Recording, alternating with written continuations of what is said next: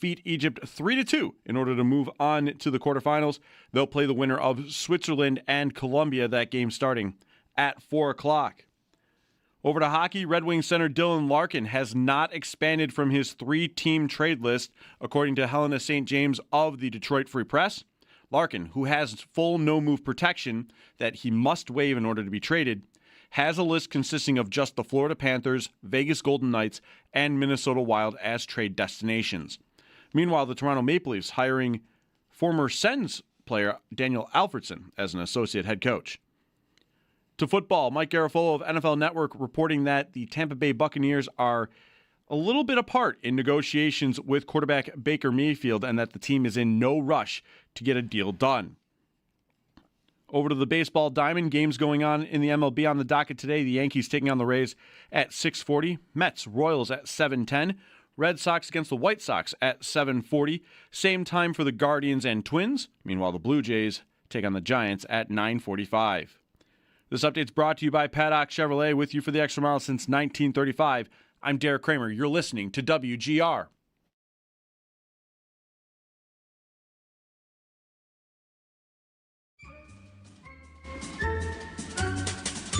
It's Mike Schopp and the Bulldog. I got a speeding ticket in the mail yesterday. In the mail? Yeah. I think I'm going to just ignore it. It's Mike Schopp Where was this? Spain. and the Bulldog. I think if I just lay low, I think I'll get away with it. Not mention it on the air? Definitely don't want to talk about it on the air. It's Mike Schopp and the Bulldog I like the sound of this more and more as we go. I'm an outlaw. on WGR Sports Radio 550. Sadly, that didn't last. I got a couple of years in, and the notices kept coming. They did not forget about me. And I just decided I don't need any Interpol trouble. Like, I'm just fine. Here's your $50. Yeah. I'm in the clear. Here's your 50. I'm free to rent cars again in Europe, should I ever go back. Good afternoon. Nate Geary is in today for Mike. I'm the Bulldog. Mike is on vacation all week long. How you doing there, partner? Oh, It's been a look at while. I know it has. Just look at my wounds after this game yesterday. Luckily I didn't. A lot of friends. We gathered for the previous game at the Banshee downtown. Great spot to watch the game. It was smoldering hot, but I drank enough cold beverages to keep my body temperature, core body temperature down. But I decided, last night it was a long weekend. A lot of golf, a lot of beverages, and I was like, you know what? Monday night, a lot of hot dogs. I ate over the FDA recommended amount of hot dogs in the course of a year this weekend. So I was like, I think I'm just going to stay home. Yeah. And if they advance, then we'll make a big thing of it for the. Yeah. It didn't happen. So. Yeah. And I don't know, how much of a turn do you want to take at solving what's wrong with U.S. soccer? Because that seems to be the pervading issue today on the social media sites is how, this is sort of, it's familiar, which, it is. The hopes get raised and we enjoy the ride, and then there's usually a thud. When you play someone really good, which they did, top 10 nation in the world yesterday, Belgium. No, it wasn't Spain. No, it wasn't England, but it's still top 10, and you're not top 10. And I watch a fair amount of soccer. I'm a big Premier League honk, so most weekends in season I'm watching soccer. But I'm not a studied student. Sure. It's on. Go Man United. Yeah, that's my team. And, that's the extent of it. I'm not too far in. I will tell you, though, even as a novice viewer, not so much maybe really up to date on the subtleties and the tactics and all the stuff, it just looked to me right from the start last night that Belgium had played Pochettino teams 150 million times. They seem to know exactly where everything was going. Yeah. And how many possessions that the U.S. men's national team had in this game last night sort of went like this, whether you were audibly producing these sounds or not, like, oh, good. Oh. Yep. One pass, two passes. Like you were trying to get like strings of 3 completed passes to each other. And the third one, if maybe you got a few, the third one got through a couple times, but the fourth one for sure was going to be misguided. And like someone was going to be in the lane or whatever, and it was just 18 brutal. minutes in, it was like 6 shots. It was like 8 shots, 5 on goal. A goal to 0-0-0 for the U.S. Yeah. It was Mountain West versus SEC, which, when you're nowadays, now that, U.S. soccer had some relevancy for a little while in this tournament, you started to get all the people, much like myself, right? Like, I watch college football and I watch the NFL, and you're like, okay, I like this. I'm going to watch the World Cup. I'm going to go out. Yeah. I got a lot of friends that are big soccer fans that go out with and whatever. So what you have to find yourself is you have this small, I would say actually probably medium-sized community of mostly, American football watchers who need to do whatever they can to reference college football. What is this in terms of college football rivalries? So, I'm thinking to myself, man, this is like watching a non-Big Four play a Big Four. Like it didn't look good. And then we had that 1-minute stretch where they tie the game and you're thinking, okay, they're right back in. Then it's a breakdown right away. A minute later, a breakdown, and then you got the cluster, on the third goal, and it's just like, lights out. And for me, this might be. It definitely is. There's no might be about it. I don't know how much better could the U.S. have been more on point and taken better care of the ball. Sure, but you're playing a level up. Yeah. Like it's I don't know that you really it's fair to have expected a whole lot more. I also just think their weaknesses got exposed. They don't have quality defenders. And like they got exposed in that game. Yeah. And also, your best player just kind of didn't show the entire World Cup. Yeah. And he's I think pretty rightfully facing the most criticism of anyone, just based on the previous tournament, him kind of staying home and not playing and preparing for the World Cup. And then some of the comments after the game, I don't know. He just, as being your best player, the guy that really is known around the world as, okay, like he's played in high level, he's played in the English Premier League, he's played in La Liga, right? He's played in a lot of these, or Bundesliga, I should say. Like he's played in a lot of these high level leagues. Like the injury happens in the first game where he flashed for like the beginning portion of that game, gets a calf stepped on, and it's just kind of over for him. Pulisic we're talking about, and I thought again from the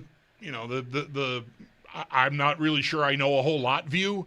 I thought there were moments in any of the games, even the win last Wednesday over Bosnia-Herzegovina, where I thought he flashed in a way that made me feel maybe the most confident I've ever felt. Like, I got one of the guys. I got a guy that is going to be able to do a thing when I really need a thing, like these superstars have been doing all over the place in this tournament. See Messi again today, leading his team. He didn't score all the goals, but he scored the tying goal and led Argentina back from 2-0 down after like the 76th minute or something. So another incredible day. I thought we had a guy, and that was a big miss by me because he did not look at all the part of a guy. No. Well, one of those guys. He looked like a guy. Yeah. Like just a guy that's out there just running around. Like that's not going to get it done.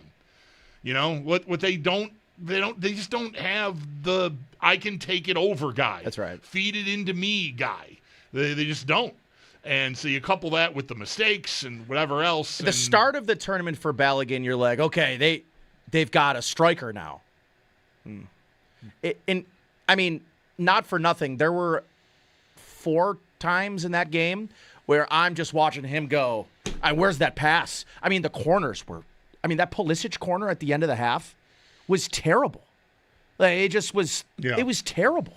So I don't know. Yeah, there wasn't a lot of chances. I think, and you could tell me if you think this is wrong, but I didn't go into that game thinking the U.S. should win this game. I walked out of there thinking, man, if they could keep this to 1-0, have it in the 90th minute, have it in extra time where you're putting pressure on, man, they just lose that game.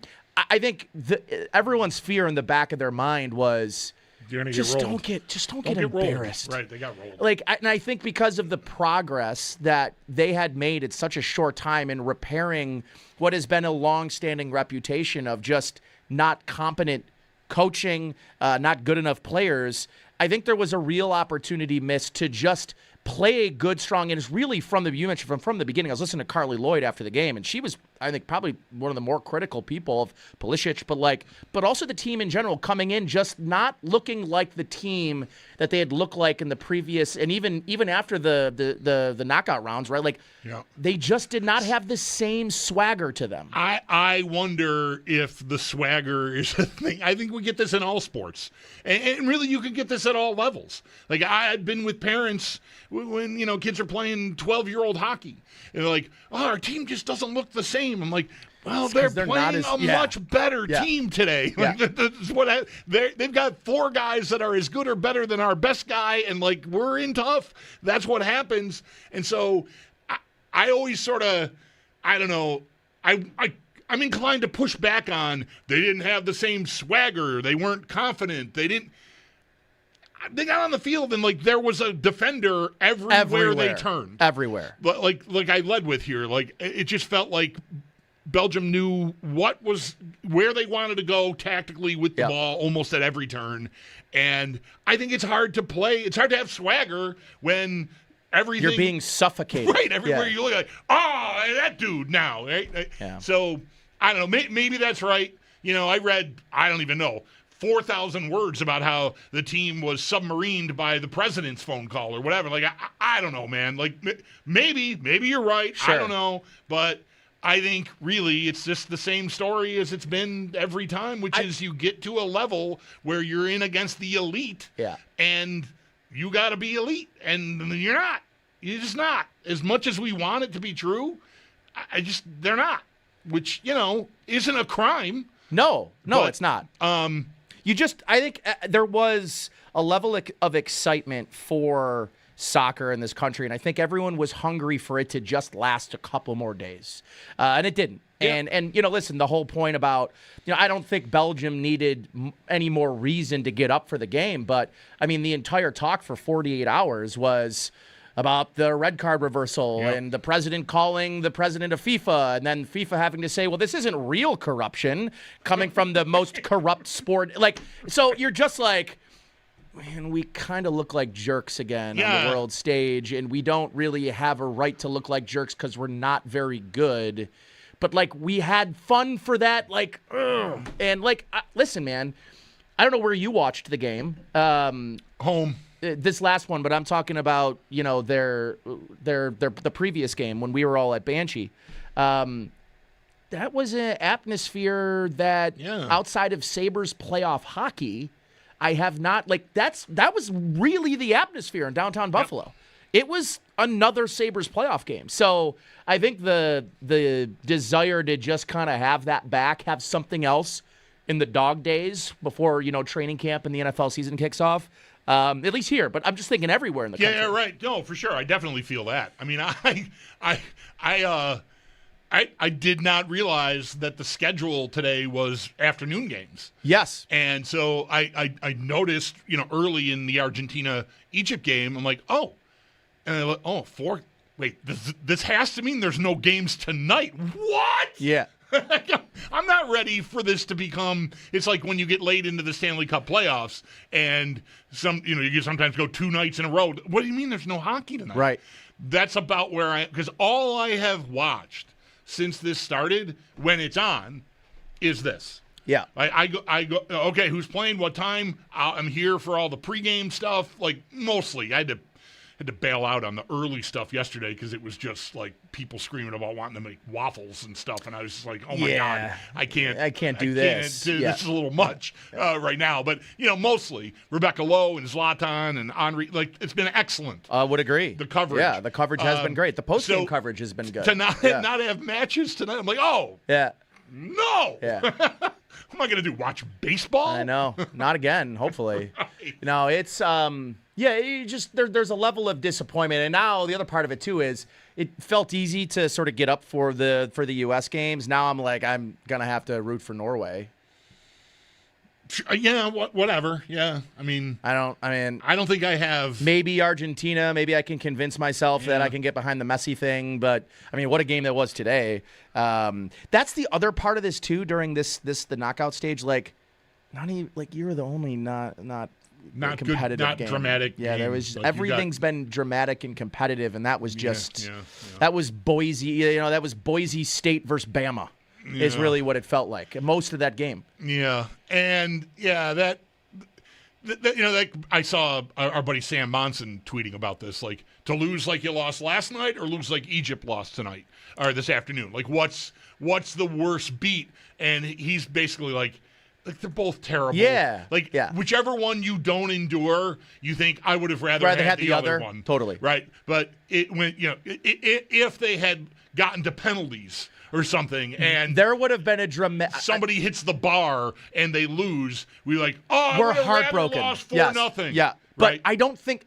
To be honest, with this team, I think the embarrassing thing was the worst thing. If they gut-wrenchingly lost, everybody here. We're Bills and Sabres fans. Good job, boys. Right, get in line. But hey, that's a hell of a run. You feel like you have something to there is real momentum to build off of. Yeah. I think we were kind of really finding some momentum, and that just felt like a bit of a gut punch. So I don't know. Like, I always, everybody. You mentioned Kerry Lloyd. I saw Lawless right after the match ended last night, and he's not always my cup of tea. Agreed. But he makes the point again that we've been hearing for forever, and Mike will make a joke about how an old editor of his, when he worked at the DNC in Rochester, would say, soccer, the fastest growing sport in North America for the last 30 years.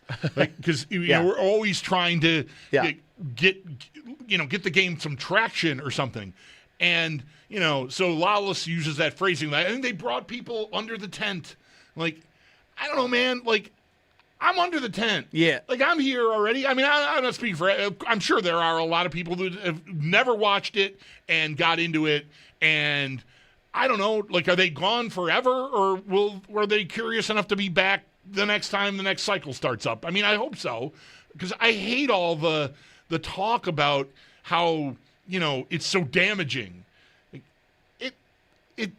There's plenty of fans. Like, it's not like, soccer. I think MLS is probably healthier than it's ever been. It seems like it from a distance. I don't know. It's like, and I don't know, the idea that soccer needs our help in some way, like needs society's help, is just. I remember hearing that, like, when, like, Franz Beckenbauer was playing for the New York Cosmos. All right, like, I'm old, and so you don't even know what I'm talking about. Wow. Yeah, North American Soccer League. Pele played for the New York team too. So it's not like, I don't know, at some crisis point. I think, definitely not. Could they use to find their way to develop, elite talent? Yeah. Well, they were talking about this morning. You look down that roster. There might not be one player that's developed in North America. If you're good and you're American, you've been trained elsewhere. And I think that's also, like you, I was kind of reading through some, rage reading today. Yeah. And there was a piece about how in Europe, if you're a 14-year-old, you get your way in and they're paying you. Yeah. And instead in the U.S., your parents got to pay $15,000 a year to get into that academy. And I think that's the difference. And everywhere else in the world, part of the reason why soccer is such a popular sport right from from when you're born until you're an adult is you can it costs whatever a ball is. You can play barefoot with a wall.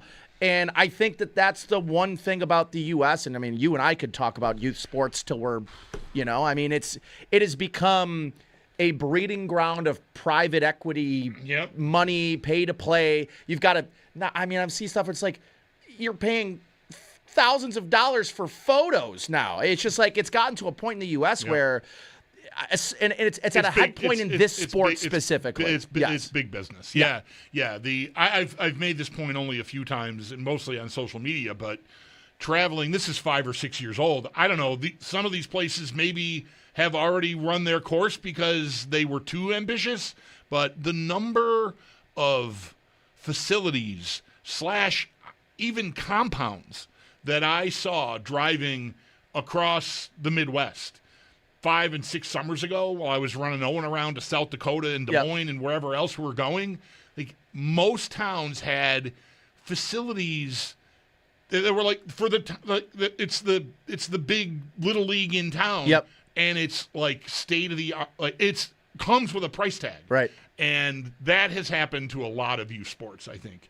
Like the charm of, signing a waiver and giving $50 for the ice cream shop jersey is it feels, pretty antiquated. Selling chocolate for fundraising to, it's for 4 years. Yeah, it's those days feel to me long gone. Yeah. So there's a variety of challenges, but yeah, obviously bummer. I'm still going to want to watch. I'm legitimately. Oh yeah, I don't want to go overboard and say I'm mad that there aren't games on tonight, but I was surprised to find out everything is happening in the afternoon today, and I've got to wait until the actual quarterfinals for there to be more action after today. What do we got? Switzerland and somebody tonight starting at 4:00. At 4:00. Yeah, there's a match on. Columbia. Thank you, Dan. And that'll wrap up this round of 16. So, fun time. I don't know if it's not something we usually take a lot of calls on. But if you have any thoughts on the experience of watching this U.S. men's national team, Nate and I are totally here for it. Again, from no expertise really, just watching like you watched, maybe a little more, maybe a little less. I don't know. But it's been great.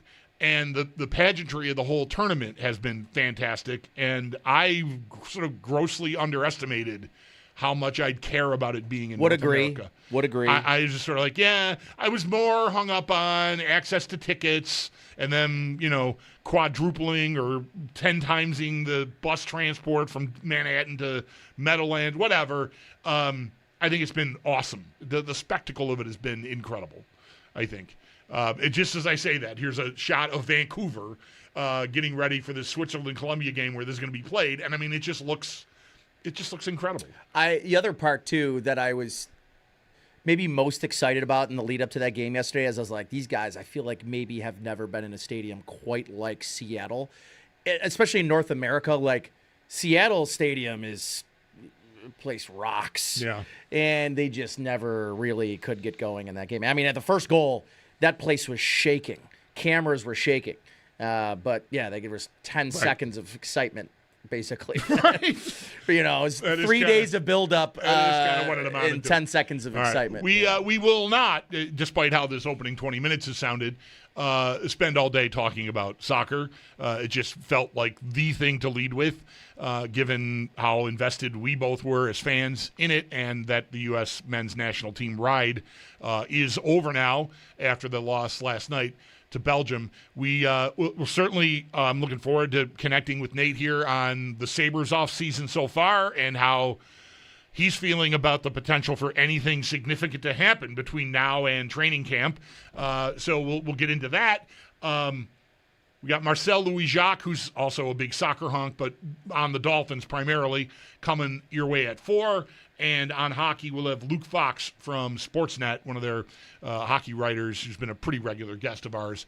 He will be on with us at 5. So we'll sort of tap into that because there's still – I talked to Greg Wyshynski yesterday, Nate, and like the first thing he said is I had a little bit of a woe is me, like where it's July 6th and nothing really happened. Like none of the big moves have happened, and I think there's still a chance some, if not all of them, happen. So, like, stay tuned. Yeah. We might have a hockey summer where everyone isn't just drinking Moosehead at their cottages. Like, they're actually engaged and doing business. Sounds great. I'm not down on it. I don't say that Yeah, right. with any judgment cast whatsoever. Anyway, 803-0550 is the number if you want to get in on the soccer or on the hockey conversation we're about to have. Love to have you. Told you the guests. Nate Geary, in for Mike. I'm the Bulldog. Thanks for listening to WGR. For more comfort, Now's the perfect time to make yourself comfortable with a new electric heating and cooling system from Belknap. In Western New York, summer and winter bring extreme temperature conditions. Make yourself comfortable with Mitsubishi electric heat pumps, designed to keep your home cool in the summer and warm in the winter, no matter how hot or cold it gets outside. Call Belknap today to learn more. I'm Gary Gorfel, president of Belknap. We work on your schedule. We don't charge more for weekends and evenings. That's why we say, give Belknap a ring.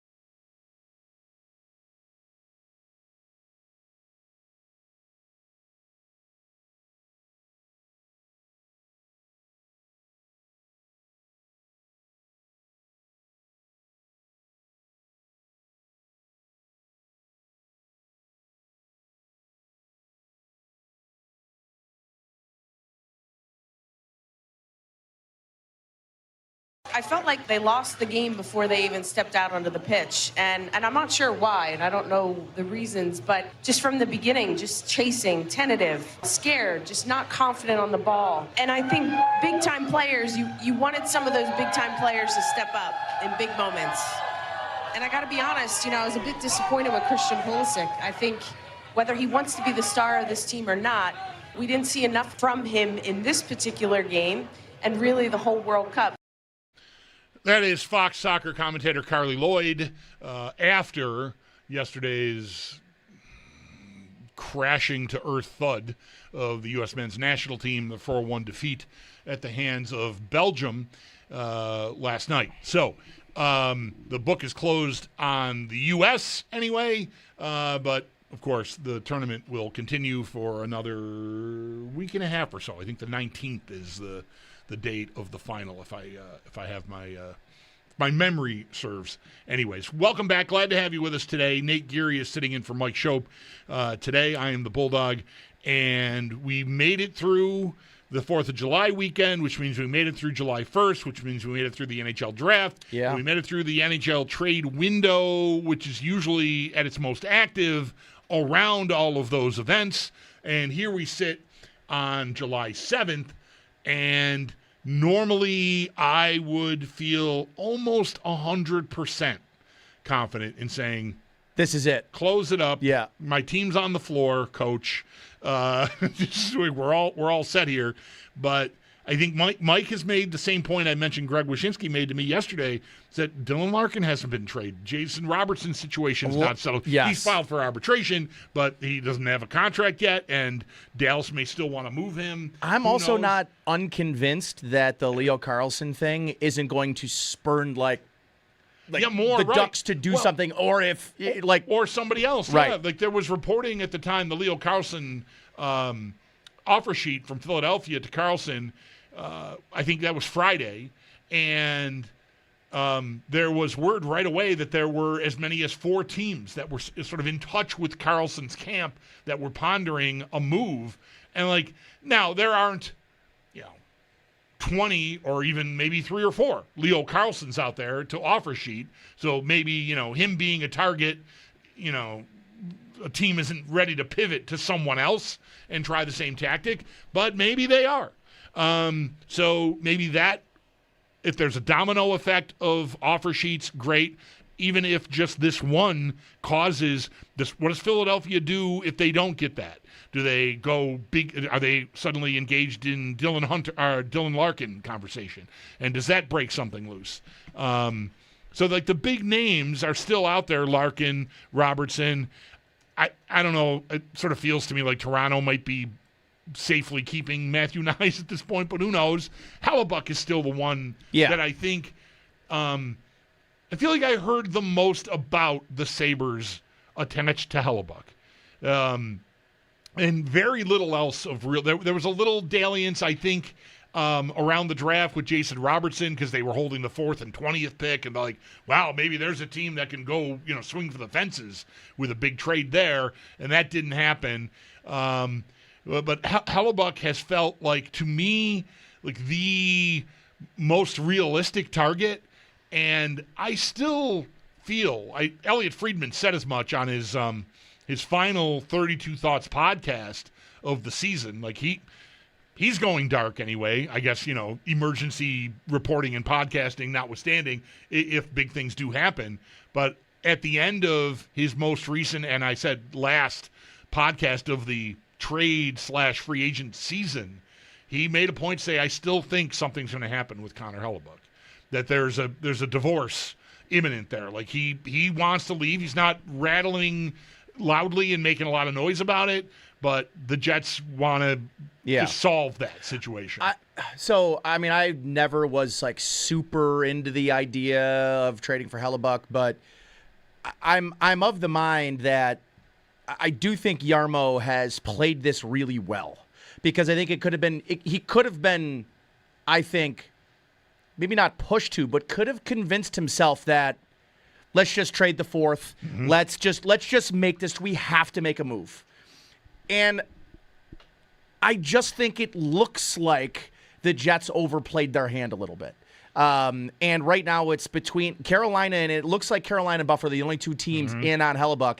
And it's, to me, obvious that if you're the Jets, you want what the Sabres have. I mean, in terms of prospects and what they can give back, young pieces, it's the Sabres. So I think he's found himself in a situation where if he does get Hellebuck, it'll be for, I think, a lot less than what he would have done 5 days ago.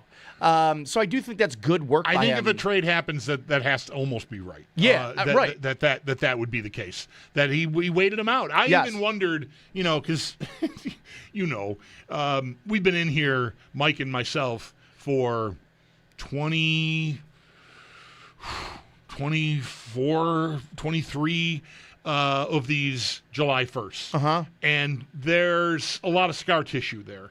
Because not much happens usually, right? Very lonely days sitting in here, trade deadline in the NHL and free agency day in the NHL.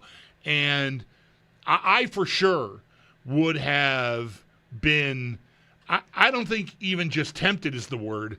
I think I almost assuredly would have treated the 4th overall pick like I found money on the street, which is dumb. I recognize that it's dumb. But I would have wanted to do something to make my team better. I've made a great trade to get rid of Bowen Byram because I had to do that.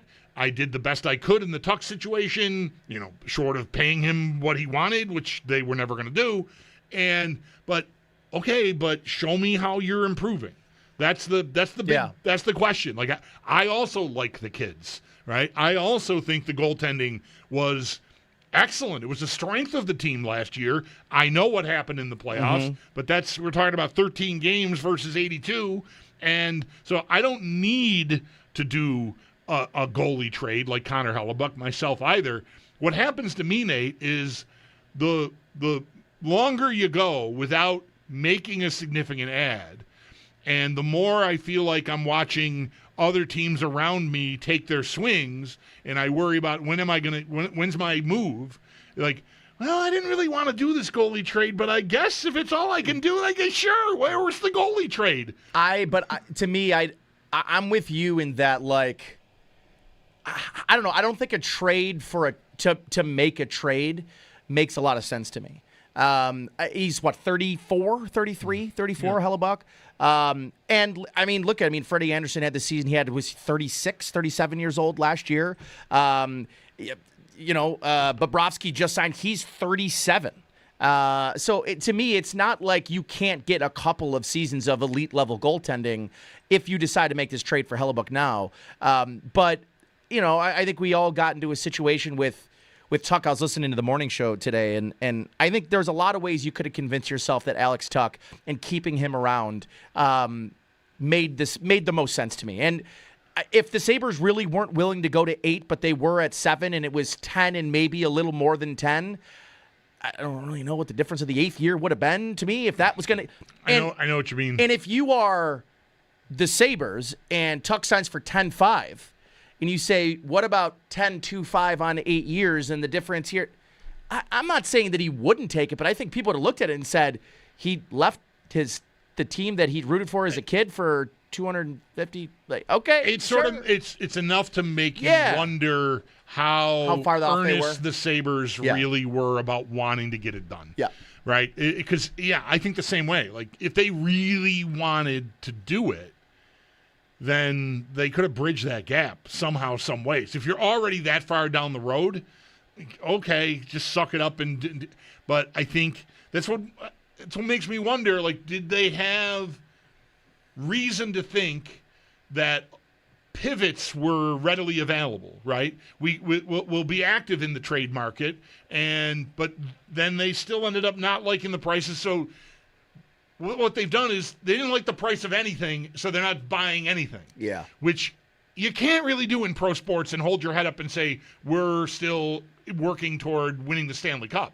Like you got to do things. They don't have a bad contract on the books either. That's right. They're not in a position where they're like, we can't add another bad contract. Right. They're just not. But they've got the Skinner buyout that's still hanging around. I think that's the one thing that put them in a situation this year where it was like, well, We need Benson on the long-term deal now. They shipped out Bo Byram, and I think where I get to is I don't know that there was really a scenario for me where I was going to be in on them keeping that 4th overall pick and using it on a player. If I'm going to say that I'm frustrated in one area, it's that they could have moved a high-quality asset that wasn't a player. I mean, in theory, was going to be Bo Byram, but you weren't moving anyone else off of your roster. And that number 4 overall pick, and I've heard Paul say this a lot, and I do subscribe to this thinking, which is the 4th overall pick is whoever you selected. If that team wanted him or they wanted somebody else, all you're doing is giving them the choice to make that selection. I don't think the Sabres are going to move out their 4th overall pick they just drafted. But I don't know. I'm of the point that I was disappointed that pick was used. Yeah. I'm disappointed both were used. I thought packaging both of those up and going to get a legitimate player, and then you can talk about smaller trades with Quinn or McLeod if those are guys you're trying to move out. I'm glad they didn't use one of them on Vinny Trocheck or something, but I still am of the mind. I'm like, this is I can always get behind. We want to stay competitive now. We think the quote window is open, but doesn't it feel a little exactly what the Bills do right now? Which is, we don't want to be the Rams. We don't want to put ourselves in position where we want to keep the window open as long as we can. Right. But what good is the window being open if you never get to fly through it? Right. Right. Yeah. So that's my only thought is it, and that was the first thing that came to my mind when to me, Bo Byram wasn't signing here. And even if he was, you were never giving him $12.5 million. Never. Right. That trade makes all the sense in the world to me. But I think the Tuck thing, it automatically brought me back to we don't want to be the Rams when you're Brandon Beane. And look at the position they're in now, which is they haven't gotten to a Super Bowl, and their quarterback's going to be 30 years old this year, and the general manager is already through his first coach. Now he's on to his second coach, and now there's a lot of pressure. And getting through and making the playoffs and changing players around the league's perspective of you is a really important start for this team. But the next move to me is the most important move for Jarmo because they've got a U.S. hockey player on this team, and everyone else seems to be wanting to get out of Canada and wanting to get out of these small markets.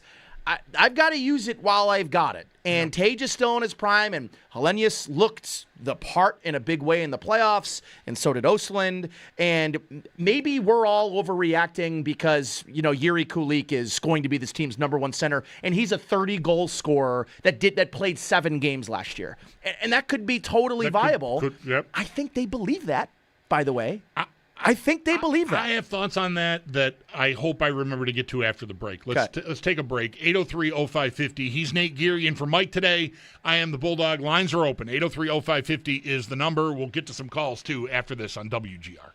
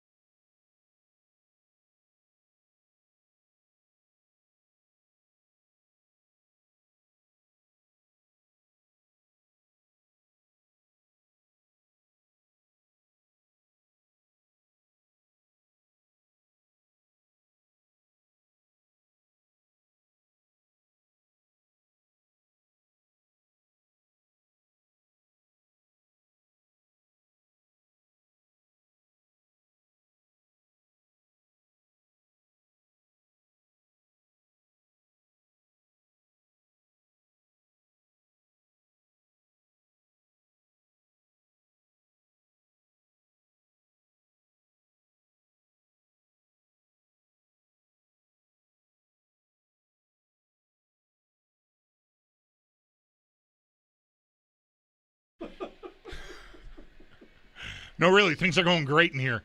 Well, welcome back into the show, Nate Geary, and for Mike Schopp. I'm the Bulldog. I can't remember stuff I said to Nate 4 minutes ago, which is, usually that's how it works, actually. Yes. 803-0550 is the number. Ron, first up this segment. Hi, Ron. Thanks for calling. You're on the air here on WGR. Hey, good afternoon. Go Sabres. I like the Sabres offseason here because I think Jarmo is a bit more of a patient guy, waiting for the right move. You don't see a ton of moves being made out here other than some big signings. I don't think we have to go after Kane as like, oh, let's just do this. But I want to talk about Tuck. A lot of people think this loss of Tuck is like, oh, his leadership, this and that.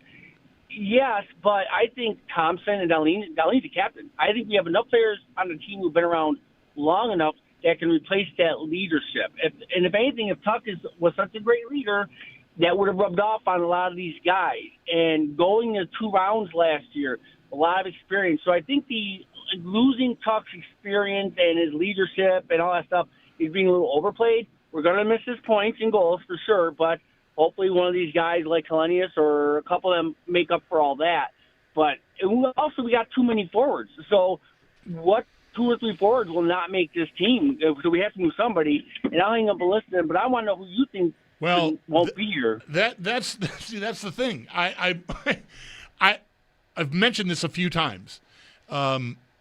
Pretty late in Wednesday's show last week, that was July 1st, that was free agency day, and Jarmo had his news conference at 4 o'clock and basically sounded like he was heading to the cottage, which kind of freaked me out. Again, scar tissue from 20 of these. But we eventually got around to making a lineup, right? Like, what do the lines look like? And we forgot Ostlund. Like, I didn't have a spot for Ostlund because he's not centering my 4th line. Nope. Right? Kulich and Norris are up top. McLeod is still here.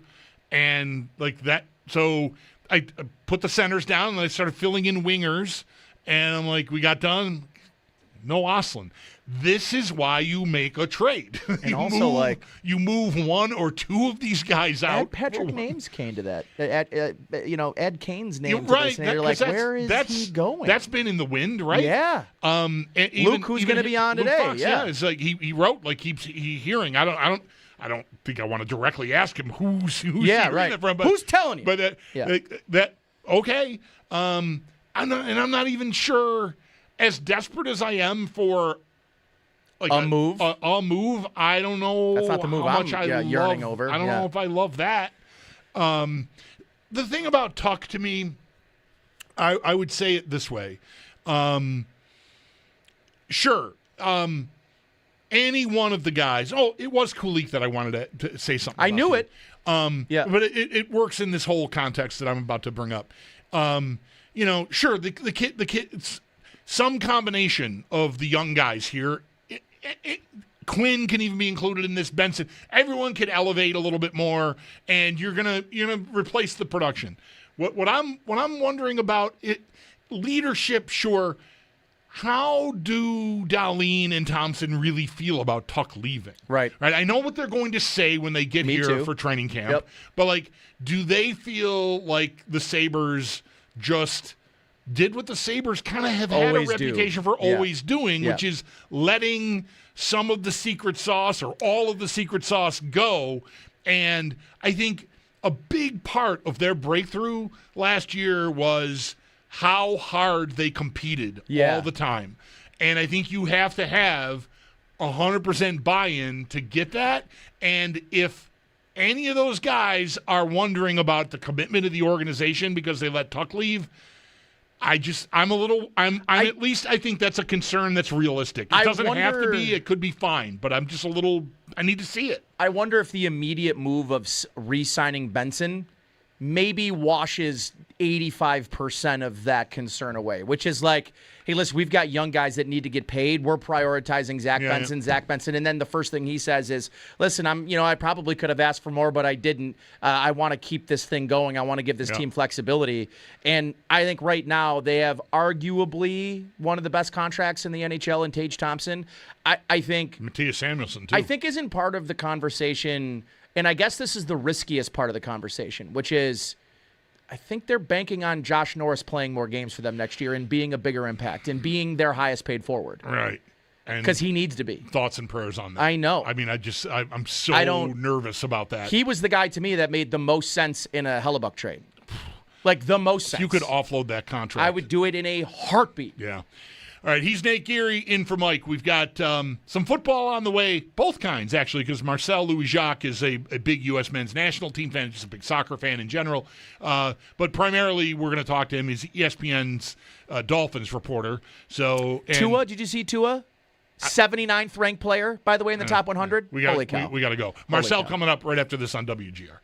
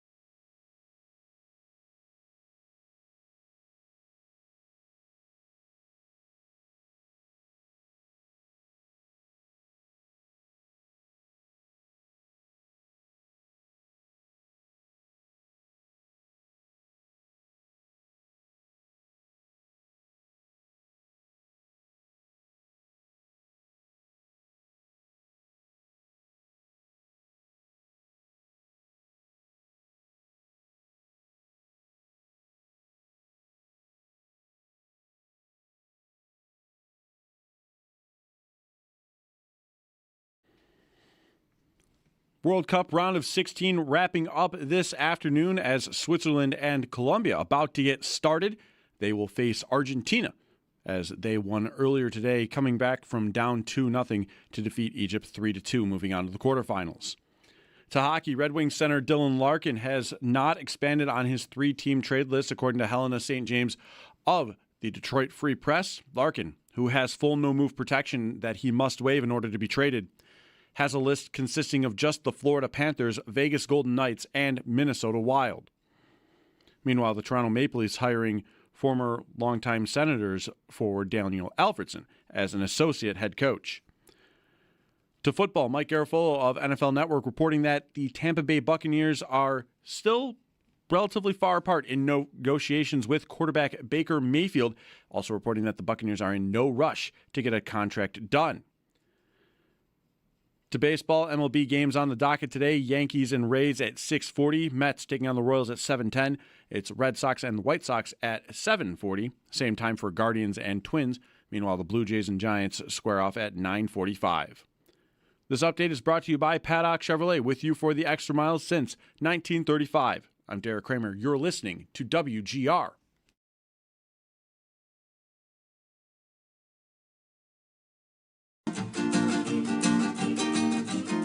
Mike Schopp and the Bulldog. Hard salami's okay, but it's not as good, right? Although maybe if you're French vanilla, you'd be like hard salami. You mean the best vanilla?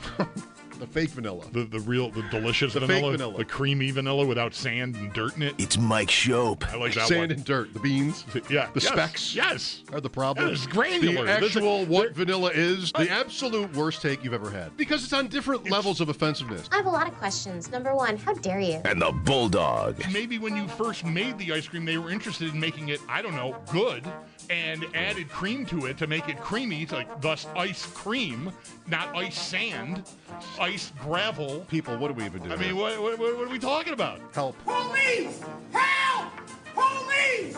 Help! On WGR, Sports Radio 550. I don't really know how to explain it, but sitting here while Derek was doing the update, the very end of that little bit, that open there, went through my head. The kid yelling, "Cool beans, cool beans," and I had no way to know what Dan is about to play on the show as an open for the hour. But in my head, what is that? Just a weird coincidence. Let's move on. Glad to have you with us here on a Tuesday. Nate Geary in for Mike Schopp today. I remain the Bulldog. Good to have you with us, and even happier to welcome in on the West Her hotline Marcel Louis-Jacques, the fine ESPN reporter for the Miami Dolphins, and also a big soccer fan at that. So I guess we'll lead off, Marcel, with any kind of a postmortem you care to provide. I realize now, by the way, that the first time I reached out to you, I asked Nate last Wednesday, like, hey, you're going to be in on Tuesday with me. You mind reaching out to Marcel? I don't have his number. Zach's on vacation, yada, yada. And I texted you right in the middle of the U.S. game against Bosnia. And I as soon as I did, I was like, oh, what did I just do? I don't need to be bothering this man to come on my radio show while he's trying to watch soccer. But anyway, you got back to us, and here you are. Tough one last night, to put it mildly, I guess. Oh, my goodness, man. Like, I don't even know where to begin other than this is just not the team that we've been watching for the past month. And I say month, like dating back to the pre-tournament friendlies where there was an established style of play. There was aggression. There was a want to. Like, they seemed different. And even when they played Germany, a team that clearly has more talent, they still weren't afraid to try to establish the tempo and establish the pace of the game. And we just didn't see that. Last night we saw a team that looked scared to play. And from the opening jump, Belgium swung first. Belgium swung often, and we did not have a counter whatsoever. So it was embarrassing to watch. That was one of – I don't think I'm being a prisoner of the moment in saying that was probably the most embarrassing display from the United States men's soccer team that we've seen in recent memory. Just no juice. No fight, no redeemable individual performances. Back to the drawing board. and I guess we'll see in another 4 years. How much is attributable to the step up in competition? I mean, they're playing the 9th-ranked team in the world, which is, better quality than they'd seen to that point.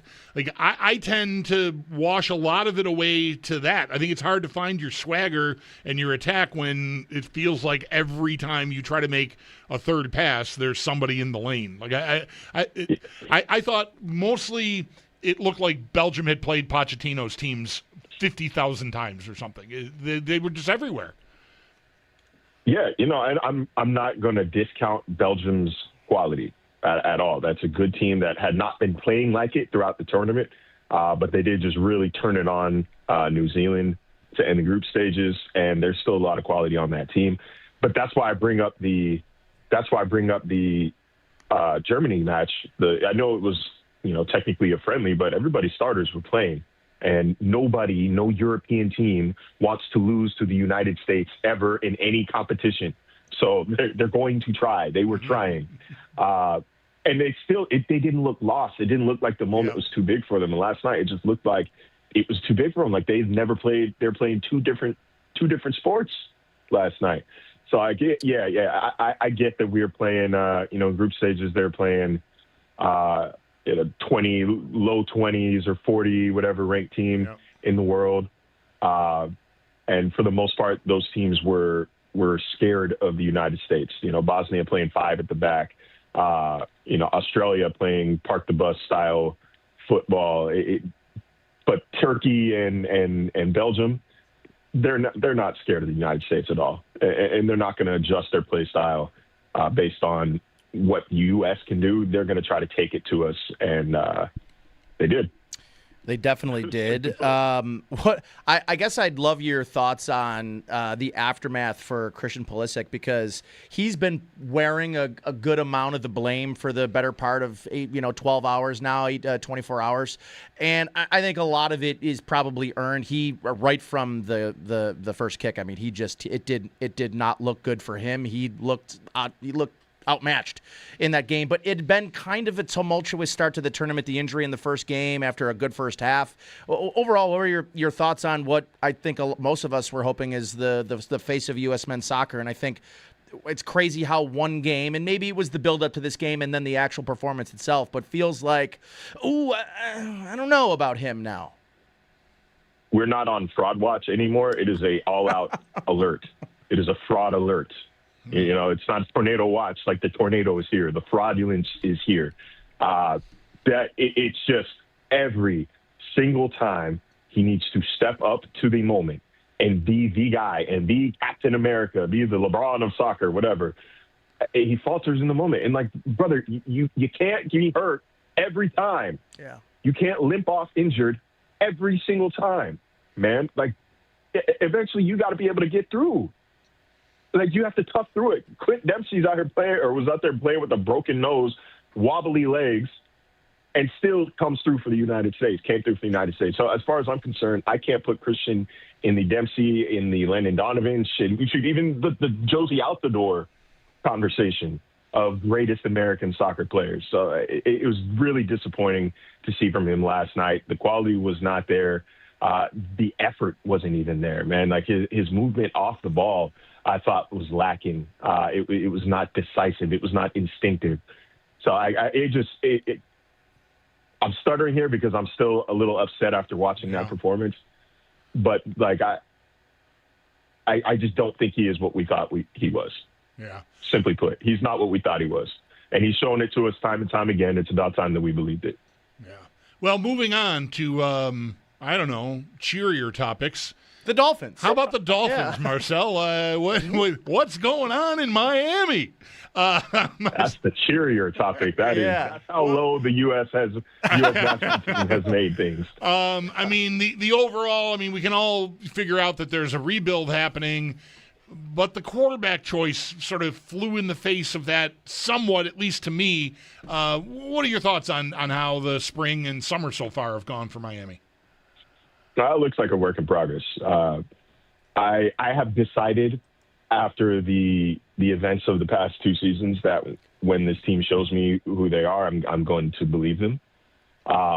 But in this case, I will delay my judgment because it's a whole new group of receivers for Malik Willis, none of whom are necessarily, starting quality on a contending team, I think is fair to say.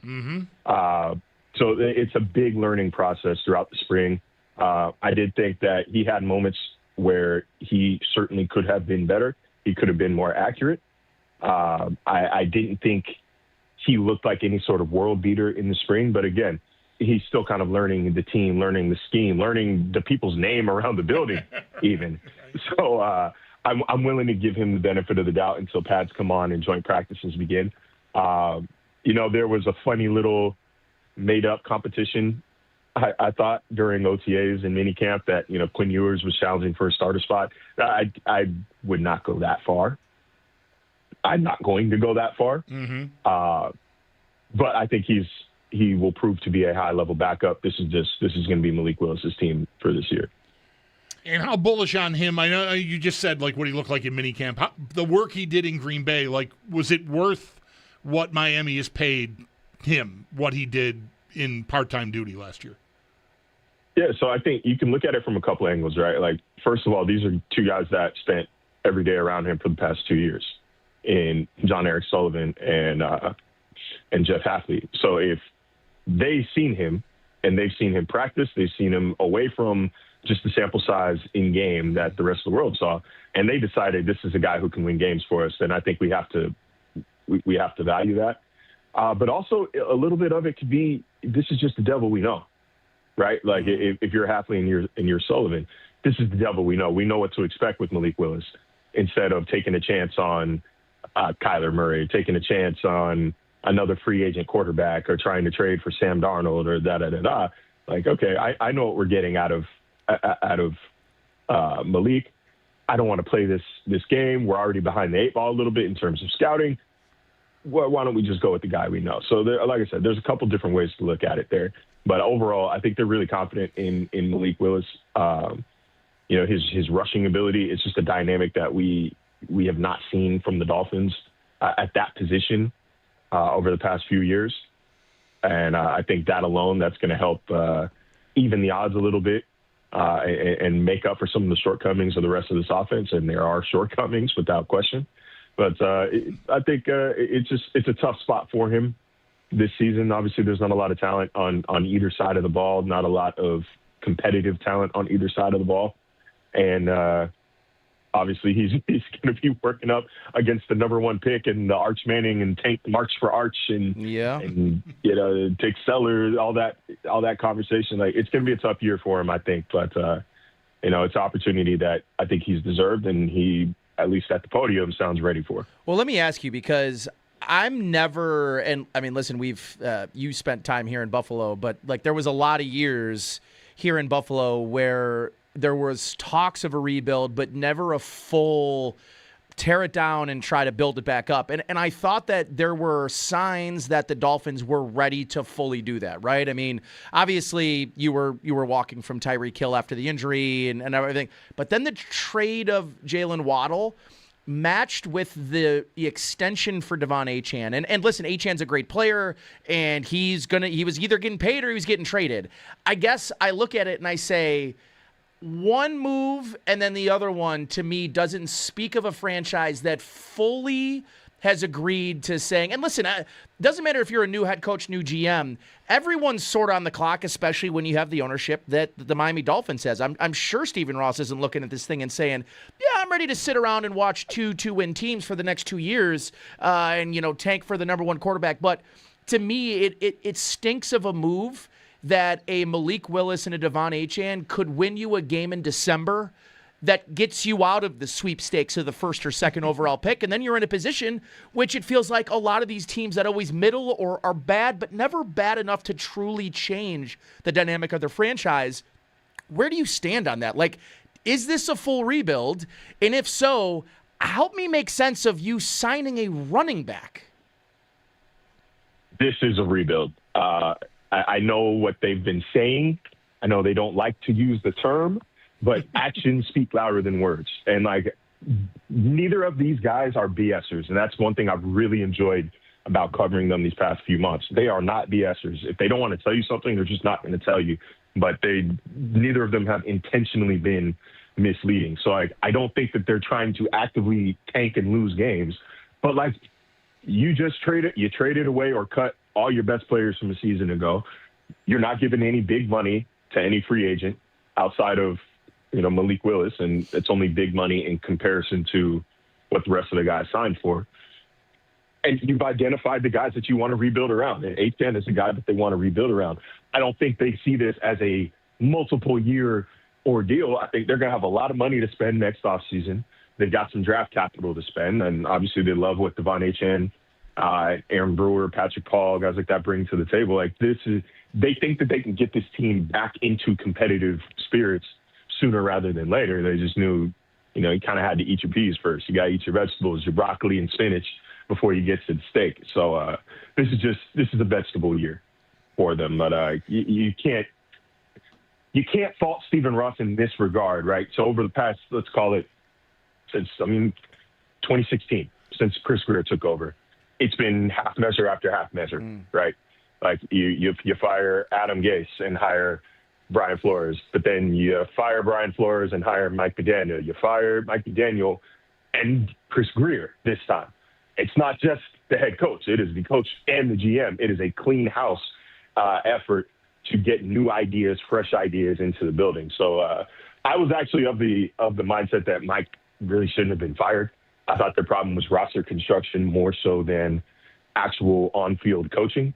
But I can't fault Stephen Ross for just blowing the entire thing up and saying we need to reset. Marcel Louis-Jacques, our guest on the West Her Hotline, Miami Dolphins ESPN reporter, formerly did the same gig here in Buffalo with the Bills. That's how Nate and Marcel know one another, going way back. How about the defensive side of the ball? Chop Robinson, Zach Sealer. There's some pass rush juice there, but is there enough for them to even hang in games? What do you make of the defense? Yeah, the secondary is going to be a bit of a struggle, I think, this year. There is a top three that's kind of starting to separate itself in terms of Juju Brents, Chris Johnson, and then it's a question mark. Maybe it's Storm Duck. He had a lot of hype there a season ago. Darrell Baker's got starting experience as well. There's going to be some open competition there, but there are some guys that are starting to elevate, but overall, it's not a very deep group. It doesn't have a lot of starting caliber talent in that group. I think if you get an injury or you get a situation like last year where your corners are dropping like flies, this is pretty easily the worst cornerbacks and secondary room in the NFL. They do have some pass rush acumen, I guess, in terms of Chop Robinson, Zach Sealer had back-to-back, I think 9 sack seasons in 23 and 24. Josh Uche has a double-digit sack season under his belt. David Ajabo's got some potential, but again, it's not a lot of consistent, proven starting caliber talent, and you've heard me say that a few times during this conversation because it's a consistent theme with this team about what they lack and what's going to probably hold them back against a really difficult schedule. The one area that I do think they're going to be pretty good at linebacker, guys like Jordan Brooks, Terrell Dodson, Buffalo's very familiar with, and second-round pick Jacob Rodriguez as well. They brought back Willie Gay, who was a training camp darling a season ago, and he didn't really play much in the actual season. So I don't know what coaching staff saw that we didn't, or vice versa. But I think they're pretty deep there at linebacker. Their idea is, they want to be good against the run, but beyond that, and their interior defensive line is pretty good. Zach Sealer, Kenneth Grant, Jordan Phillips, team's really excited about. Zeke Biggers as well, somehow slimmed down and is still 6'5", 320 pounds or 328 pounds, something like that. That's slimming down I can get behind right there. Yeah, that's what that is. Yeah. So there's some size. If they want to stop the run, they've got the bodies, they've got the guys to do so. It's stopping the pass that's going to prove a little difficult this season. Marcel, I wanted to just hop back on the offense real quick because I know you in passing there talked about this group of receivers that really doesn't have like a guy that would be playing on a contending team. Chris Bell's a guy that they get in this last year's draft, a guy I liked a lot coming out of Louisville. Maybe I was just looking for it, but I came across a couple of OTA plays where it looked like he was, getting some good connections down the field. Is that a player you've got your eye on this year as a guy that maybe could alpha his way into sort of being this team's number one wide receiver? Or is it still maybe too early to tell what that pecking order looks like in Miami on offense? He could take it almost by default.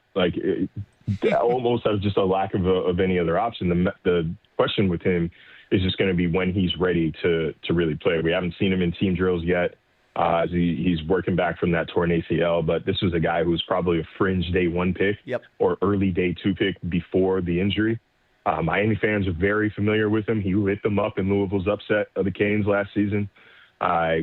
Good size, good speed, great after the catch as well. This guy, when you're designing a number one receiver, this is what he looks like. This is the size, the speed, the talent combination. That's what it looks like. So I think they're really excited about him. They're also really excited about Caleb Douglas. He's got to get a little bit stronger, still pretty wiry, but the speed is there. The hands have been inconsistent, let's say, during spring ball, but they are excited about him once he gets his body acclimated to the pro level. But I think Chris Bell is definitely somebody to keep an eye on. I want to say I took him in our Dynasty League. I don't remember. If I didn't, then I wanted to. But this is a guy who, if you're in fantasy, if you're looking for some scrappy production late in the draft and you're starting to take flyers, this is the guy who I think you can take a flyer on. And then also, Marcel, you covered a lot of Sean McDermott's tenure here. I wanted to ask you about, obviously, big changes this offseason by Brandon Beane and the Bills. Beane, you talked about, the half measures in Miami, right? One guy, one year it's the GM, the next it's the coach. Well, here in Buffalo, it was not just the GM not going, but it was the GM getting a promotion and the coach going. Overall, your sort of take on the departure of Sean McDermott and the introduction of Joe Brady as this team's head coach, and maybe what your expectation is for them this season, with a lot of new faces at the realm, at least on the coaching staff and up top. Yeah, I think it was surprising but not shocking. You know what I'm saying? Or maybe shocking but not surprising. Either way, I understood the reason why. I understood the why. Because if you couldn't make it to the Super Bowl in this year's playoff field in the AFC, then it's when are you going to? There's no Lamar. There's no Mahomes. I don't know Burrow. Who are you? You had to beat not even Bo Nix. You had to beat Jarrett Stidham. I understand the disappointment and I understand the decision there. I guess that they're hoping, the roster is close. They just needed somebody. They needed somebody to Steve Kerr it. They needed Steve Kerr to the Mark Jackson. Yep. But, one thing I've always respected about Brandon Beane is, his willingness to speak after major moves, after major controversies. You usually are going to hear from him. I am curious how another trade for a pseudo-star wide receiver works out there in DJ Moore. Still got kind of question marks about the rest of that receiving room outside of Khalil Shakir. I don't know that I'm a believer in Keon Coleman suddenly snapping back when his new head coach is still his old offensive coordinator. But the beauty of it, man, is you got 17.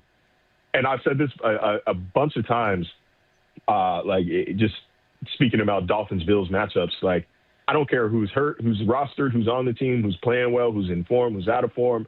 It doesn't matter, man. 17 lines up, Bills have a shot. So 17's lining up, you got a shot this season. How do you feel about New England before you go? Do you think arrows all still pointing up, or did the playoffs sort of level them off and a tougher schedule? I don't want to load the question. What do you think of New England? It is a tougher schedule this year. I think that they probably come back down to earth in 2026. I think they definitely took advantage of. I don't want to make it seem like it's their fault or they did something wrong, but They did take advantage of a weak schedule, of a weak quarterback matchups, of a weak AFC playoff field. And they also took advantage of having a talented head coach in Mike Vrabel. I believe all the distractions are probably over at this point. I think that they're still going to rally behind him. I love, obviously, the A.J. Brown trade. That gets them a real receiver that they severely lacked last year, despite a good year from Stephon Diggs. A.J. Brown is a different kind of guy. So I think that it's a close race, and it's definitely a two-team race. Mm-hmm. But I'm taking the Buffalo Bills to win the AFC East. All right, Marcel, thanks so much for the time. Really appreciate it. Sorry about texting you during that soccer match last week, and hopefully we'll catch up. No worries at all, man. We'll catch up again. No worries at all. We get into camps or into the season sometime. Love talking to you, man. Great job. Absolutely, man. Thanks for having me on. This was fun. That's Marcel Louis-Jacques, ESPN's Miami Dolphin reporter on the Wester Hotline. Scoreless at the hydration break of the first half of this Switzerland-Colombia match. So no score there. Where are we? Vancouver, right? Yes, That's beautiful what I said Vancouver. earlier. Yes, okay. All right. Well, the segue to talk at least some Bills here for a little bit is there. Isn't it weird that over the last couple of years we've basically exclusively would be talking about the Bills this time of year and really haven't been? It's all fresh. Everything's fresh because we still want to talk about the hockey team in July. Yeah. I was telling my wife the other day, like the run was great. Yeah. Right. We got a month out of that we would not have gotten otherwise. But it's also carried over. What you get here after that ends is like, oh, we care about the third line center in a way that like we just really didn't. We were dead inside. So that's a gift that continues to give. All right, we'll continue along here. 803-0550 is the number. If you got a thought on anything you've heard so far or want to bring something up, we're open to that too. Nate Geary in for Mike Schopp. I am the Bulldog, and you're listening to WGR.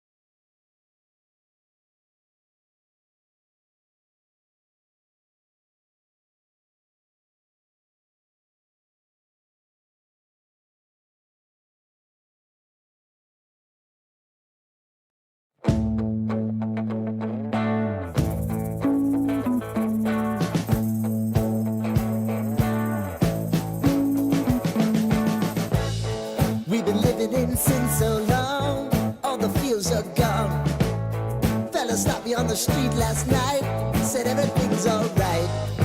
Roller coaster, make it through the day upright. It seems your meal ticket is gone, but life goes on. I could never imagine something better. Yeah, right. Now you're cooking on high heat in the middle of the street. Roller coaster, take me to a better time.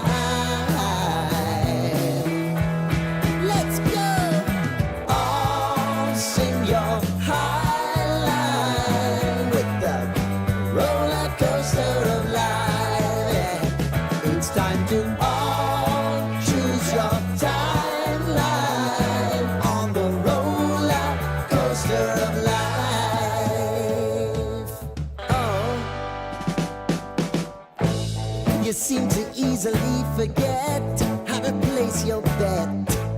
When everyday life gets you down, you gotta steal the crown. Got to own it. Don't bitch and moan about it, please. God forbid you scrape your knees, and it's nothing to sneeze at. Oh, I've told you over and over again. You gotta get both hands around it and make your own plans. Roller coaster, it's taking over. It's about time.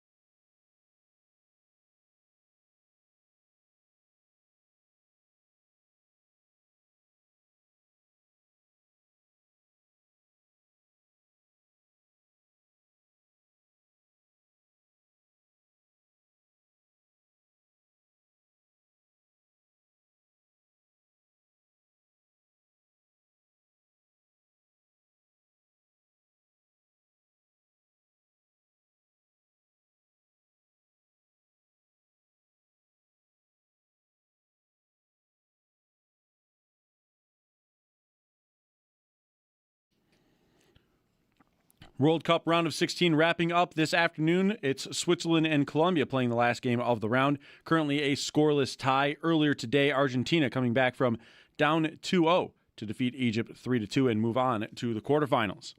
To hockey, Red Wings center Dylan Larkin has not expanded on his 3-team trade list, according to Helena St. James of the Detroit Free Press, the list containing the Florida Panthers, Vegas Golden Knights, and Minnesota Wild.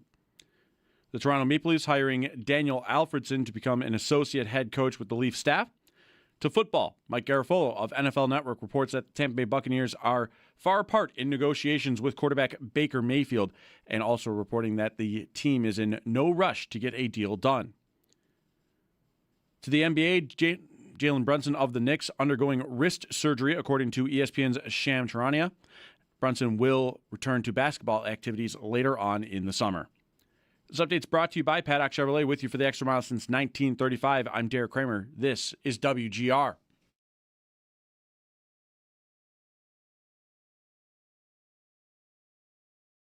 I think the biggest victory for them last year was obviously making the playoffs.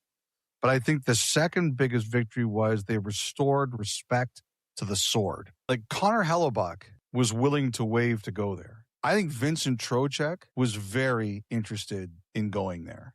That wasn't happening a year ago. The Sabres are a different animal now. They're respected. Hey, that team's pretty good. That is Sportsnet's Elliot Friedman from his podcast, talking about basically what ends up being a bunch of things that have not been done for various reasons by the Sabres in this offseason. We covered some of that earlier. Surely we will revisit it. In fact, I know we will, because in the 5 o'clock hour, Luke Fox from Sportsnet, fine NHL reporter for that outlet, will be joining us on the Western Hotline then at 5. So we'll cover a lot of that stuff and get back into it. For now, I want to spin off of our conversation with Marcel Louis-Jacques, although not so much about the Dolphins. I think we covered that over the 20 minutes or so that we were talking. I've got a brand uphold. I got my quota has been hit for the month, luckily. Thank you for that, by the way. You're welcome. Yeah. You sound to me like I sort of, the first thing I asked him about was, like, it's a rebuild, but you signed Willis, and you mentioned the running back, and, like, I don't know. Do you need to do things to keep up appearances to some extent? Maybe, yeah. Because I don't know. I feel like if you were interested in trying to get your hands on Arch Manning or something next April, CJ Carr, but I get it. Whatever. The top guy, not whatever. Okay, there's a jerk. He's a Notre Dame quarterback. I'm just being a jerk. Of course, being a jerk. All right. That you would, not go get. I don't know. It feels like not the best landing spot for Malik Willis, I guess. But maybe there weren't starting jobs falling out of the sky, I guess. I think the one thing, and we didn't really ask about the coach at all and the GM, and Marcel talked about them kind of being the no BS guys, and he kind of likes their vibe. The one thing that I always think about the NFL, and, listen, we're on sports radio. We're always the smartest guys in the room. But, like, I look at it, and when a coach and general manager goes somewhere, I'm always on the lookout for, like, what are the smart moves and what are the moves you make when you don't feel there's pressure to win. And a Malik Willis and a Devon Achane extension to me, Bulldog, speak of, hey, we're you guys are going to get a year to turn this thing around and blah, blah, blah. But, like, clock's ticking, and it's the NFL. And you look around the league, and, Raheem Morris got, what, a year and 3/4 and or 2 full years, I think, in Atlanta. You just look around the league and you see example of after example of, hey, yeah, we're going to give you a chance to rebuild, but then someone's going to come in and retake over that rebuild. Because let's talk about, like, the other team in the division, the Jets.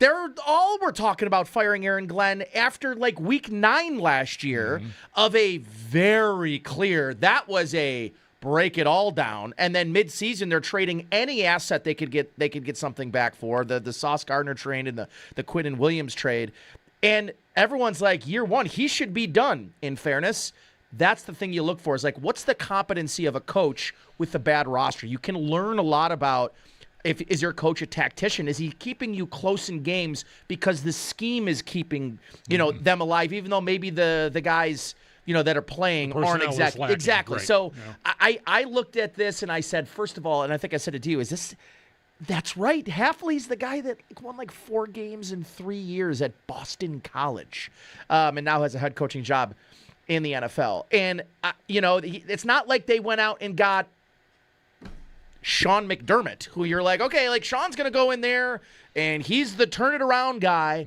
Culture. Yeah, right. And so I'm always of the mind of, like, what are the shrewd things that a coach and a general manager come in and they do? And to me, almost always on that list is, are they going to make a dumb signing or a trade for a running back? Are they going to draft a running back in this at 7th overall?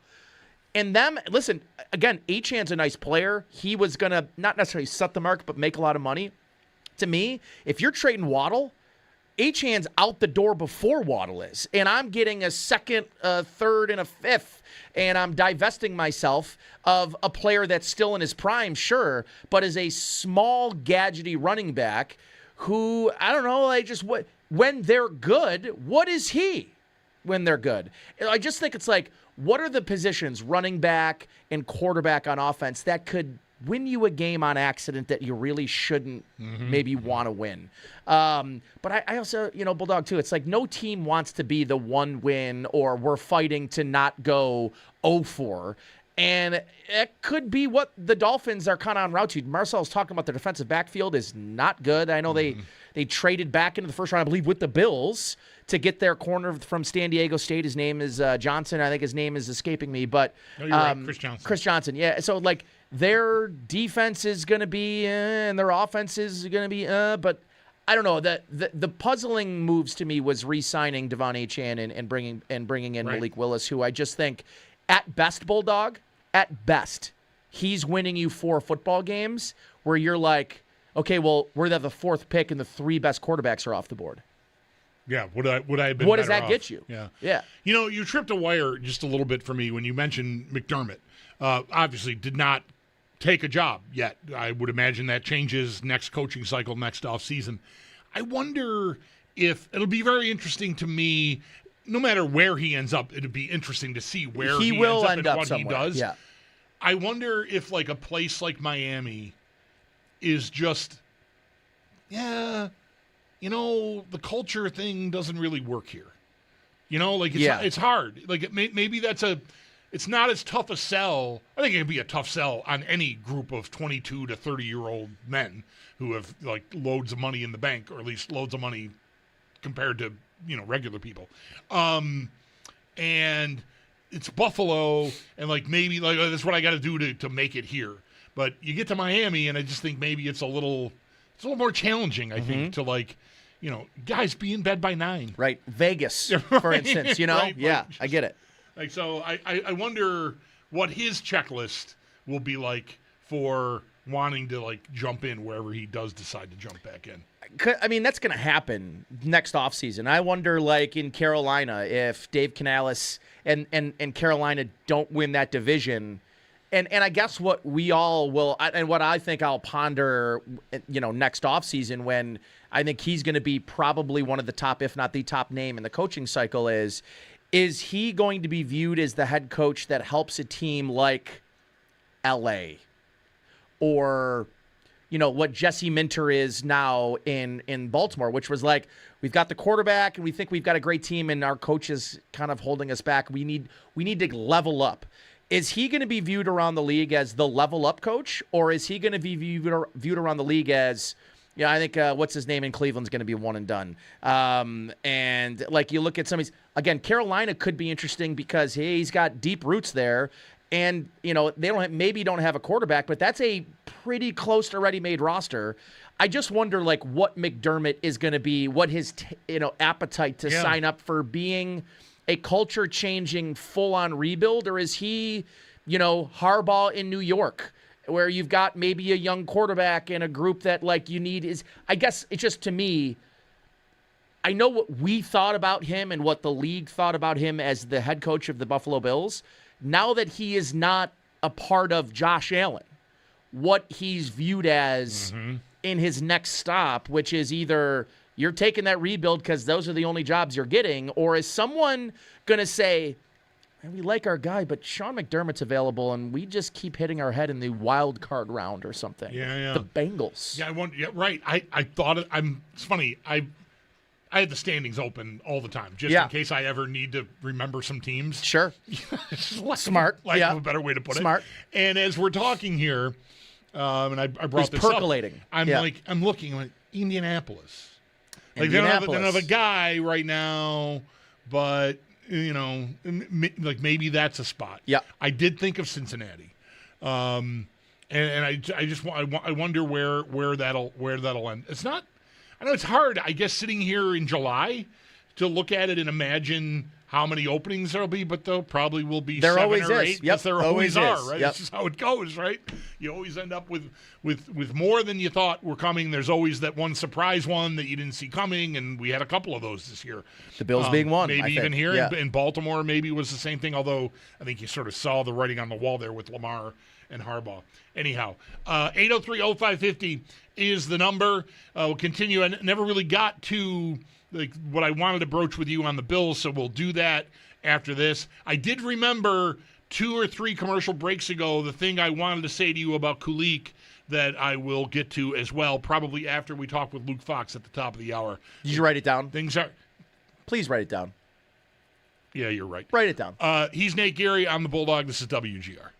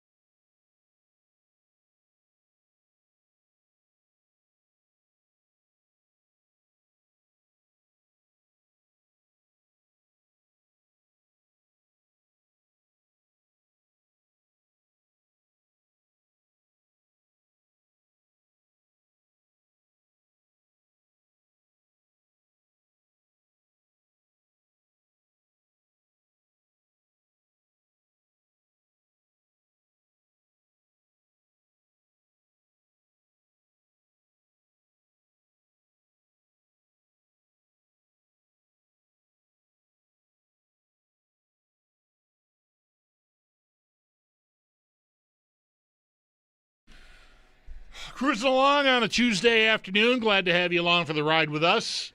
I am the Bulldog, Nate Geary, sitting in for Mike Schopp today. We'll have a couple of hours of Sal Capaccio tomorrow, and then Nate again on Thursday. And then Friday, I don't know. I might just start chewing on my own hands. I'll be all by myself. Anything could happen. Gnawing. Gnawing. Yeah. Anything could happen. Marcel alluded to it at the top of the hour, last hour, talking about when I asked him at the end, or you asked him about the Bills and McDermott and everything. Like, you've got 17, so you've got, you're still a favorite. And I totally get that. And I mostly want to represent that I'm standing there too. But I feel like I have some compunction to just not assume everything that McDermott did should be taken for granted. It is a new voice at the very top there. Yeah. And I think we all know what the pros and cons of McDermott were, and This is not like someone about to try to give you a speech 6 months or 7 months too late about how they shouldn't have done it. I like Marcel, understand why you needed to make a move or felt you needed to make a move, and you did it. But I think along with that always does come, especially if it's a guy that hasn't done the big job before. Yep. Like, what kind of touch is he going to have with all the guys, and how much will that all matter? Like, I know McDermott most definitely, I would assume, was not every player's favorite guy. Yep. Right? I mean, it's a football team. You're just going to have differing opinions, different agendas, whatever, guys that feel like they got done dirty. But I think mostly he did a really good job of sort of fostering a very positive environment. And I'm not, until I see Brady and hear about Brady doing the same thing, I'm just not ready to assume it's all just going to stay in lockstep. I feel as though at a very basic level, just a basic conversational level, that the Bills opted to pull away from a high floor, established ceiling level to say we're going to take a risk on a higher ceiling, but potentially a lower floor. Mm-hmm. And I do wonder, to me, I just think McDermott's team was going to walk off a bus and win 11 games. It's September. Week 1 comes around. They're an at least 11-win football team.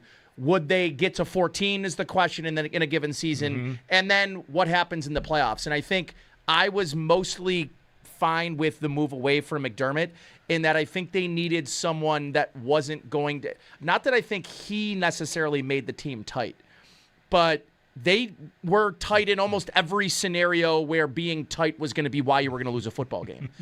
Almost like as the sun is going to rise tomorrow, the Bills were going to be in a situation, and it was going to be like everyone's walking on eggshells. And that is how it's been since 13 seconds.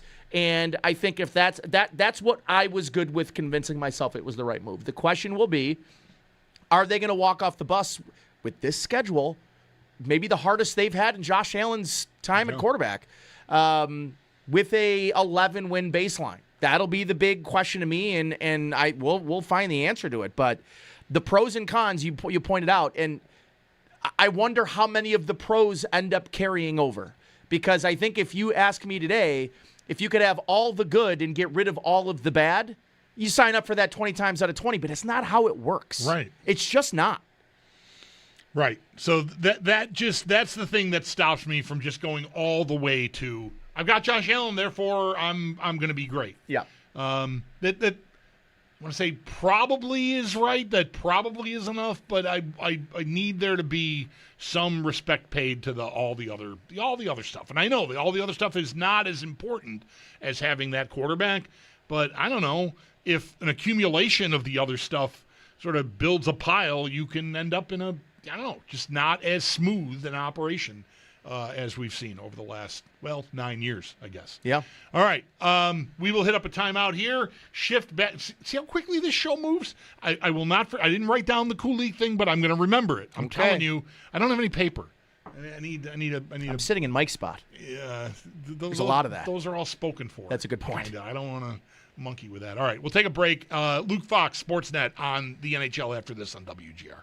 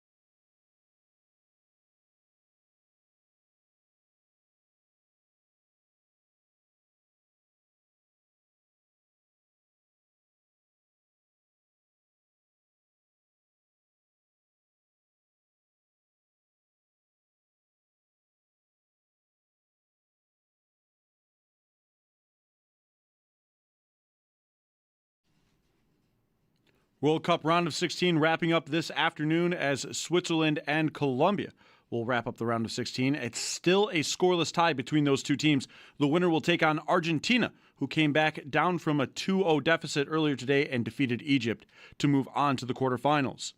To hockey, Red Wings center Dylan Larkin has not expanded on his 3-team trade request list, according to Helena St. James of the Detroit Free Press. Larkin, who has full no-move protection that he must waive in order to be dealt, has a list consisting of only the Florida Panthers, Vegas Golden Knights, and Minnesota Wild.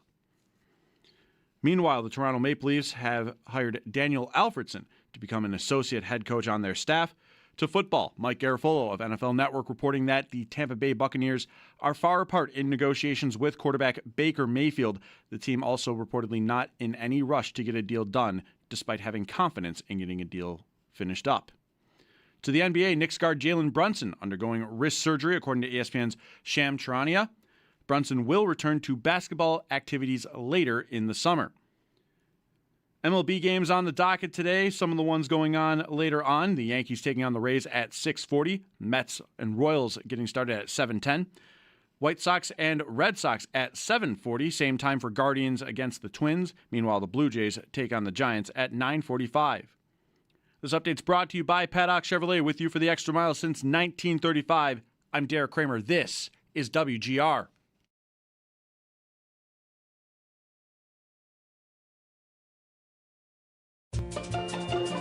It's Mike Schopp and the Bulldog. If you wrap foil around that, just like the little bit of the base part of the banana where the fruit is, wrap foil around that top and they will last longer. You know, I'm something of a scientist myself. Who needs your bananas to last longer, though? Look, I don't want to go to the store every other day for bananas. They're 8 cents each. What the hell are you talking about? What is going on? You're going to wrap them in foil? They're better when they're just a little green. Yeah. It's Mike Schopp and the Bulldog. Too much work. Not that much trouble. Too much work. Says the guy that's got a spreadsheet with 3,000 fantasy teams. On WGR, Sports Radio 550. It does. It feels right to say like almost everything costs more, and in some cases way, way more. I don't think that's really hit the banana market. I feel like the bananas are still like I go to the self-checkout and I've got like 8 bananas and it's like $1.04. Yeah. They seem recession-proof. Like, thanks. Yeah. Thanks, bananas. Thanks, bananas. We're holding steady. Luke Fox from Sportsnet is on hold and wondering what the hell he signed up for, but he's done this show enough times. He's probably heard that open 20 times. He's been sitting on hold, waiting to join us at various times. Luke, it's Chris and Nate is in for Mike today. Nice to talk to you again. Thanks for making the time, man. How are you? I'm doing okay. How are you guys? We're good. We're good. We're trying.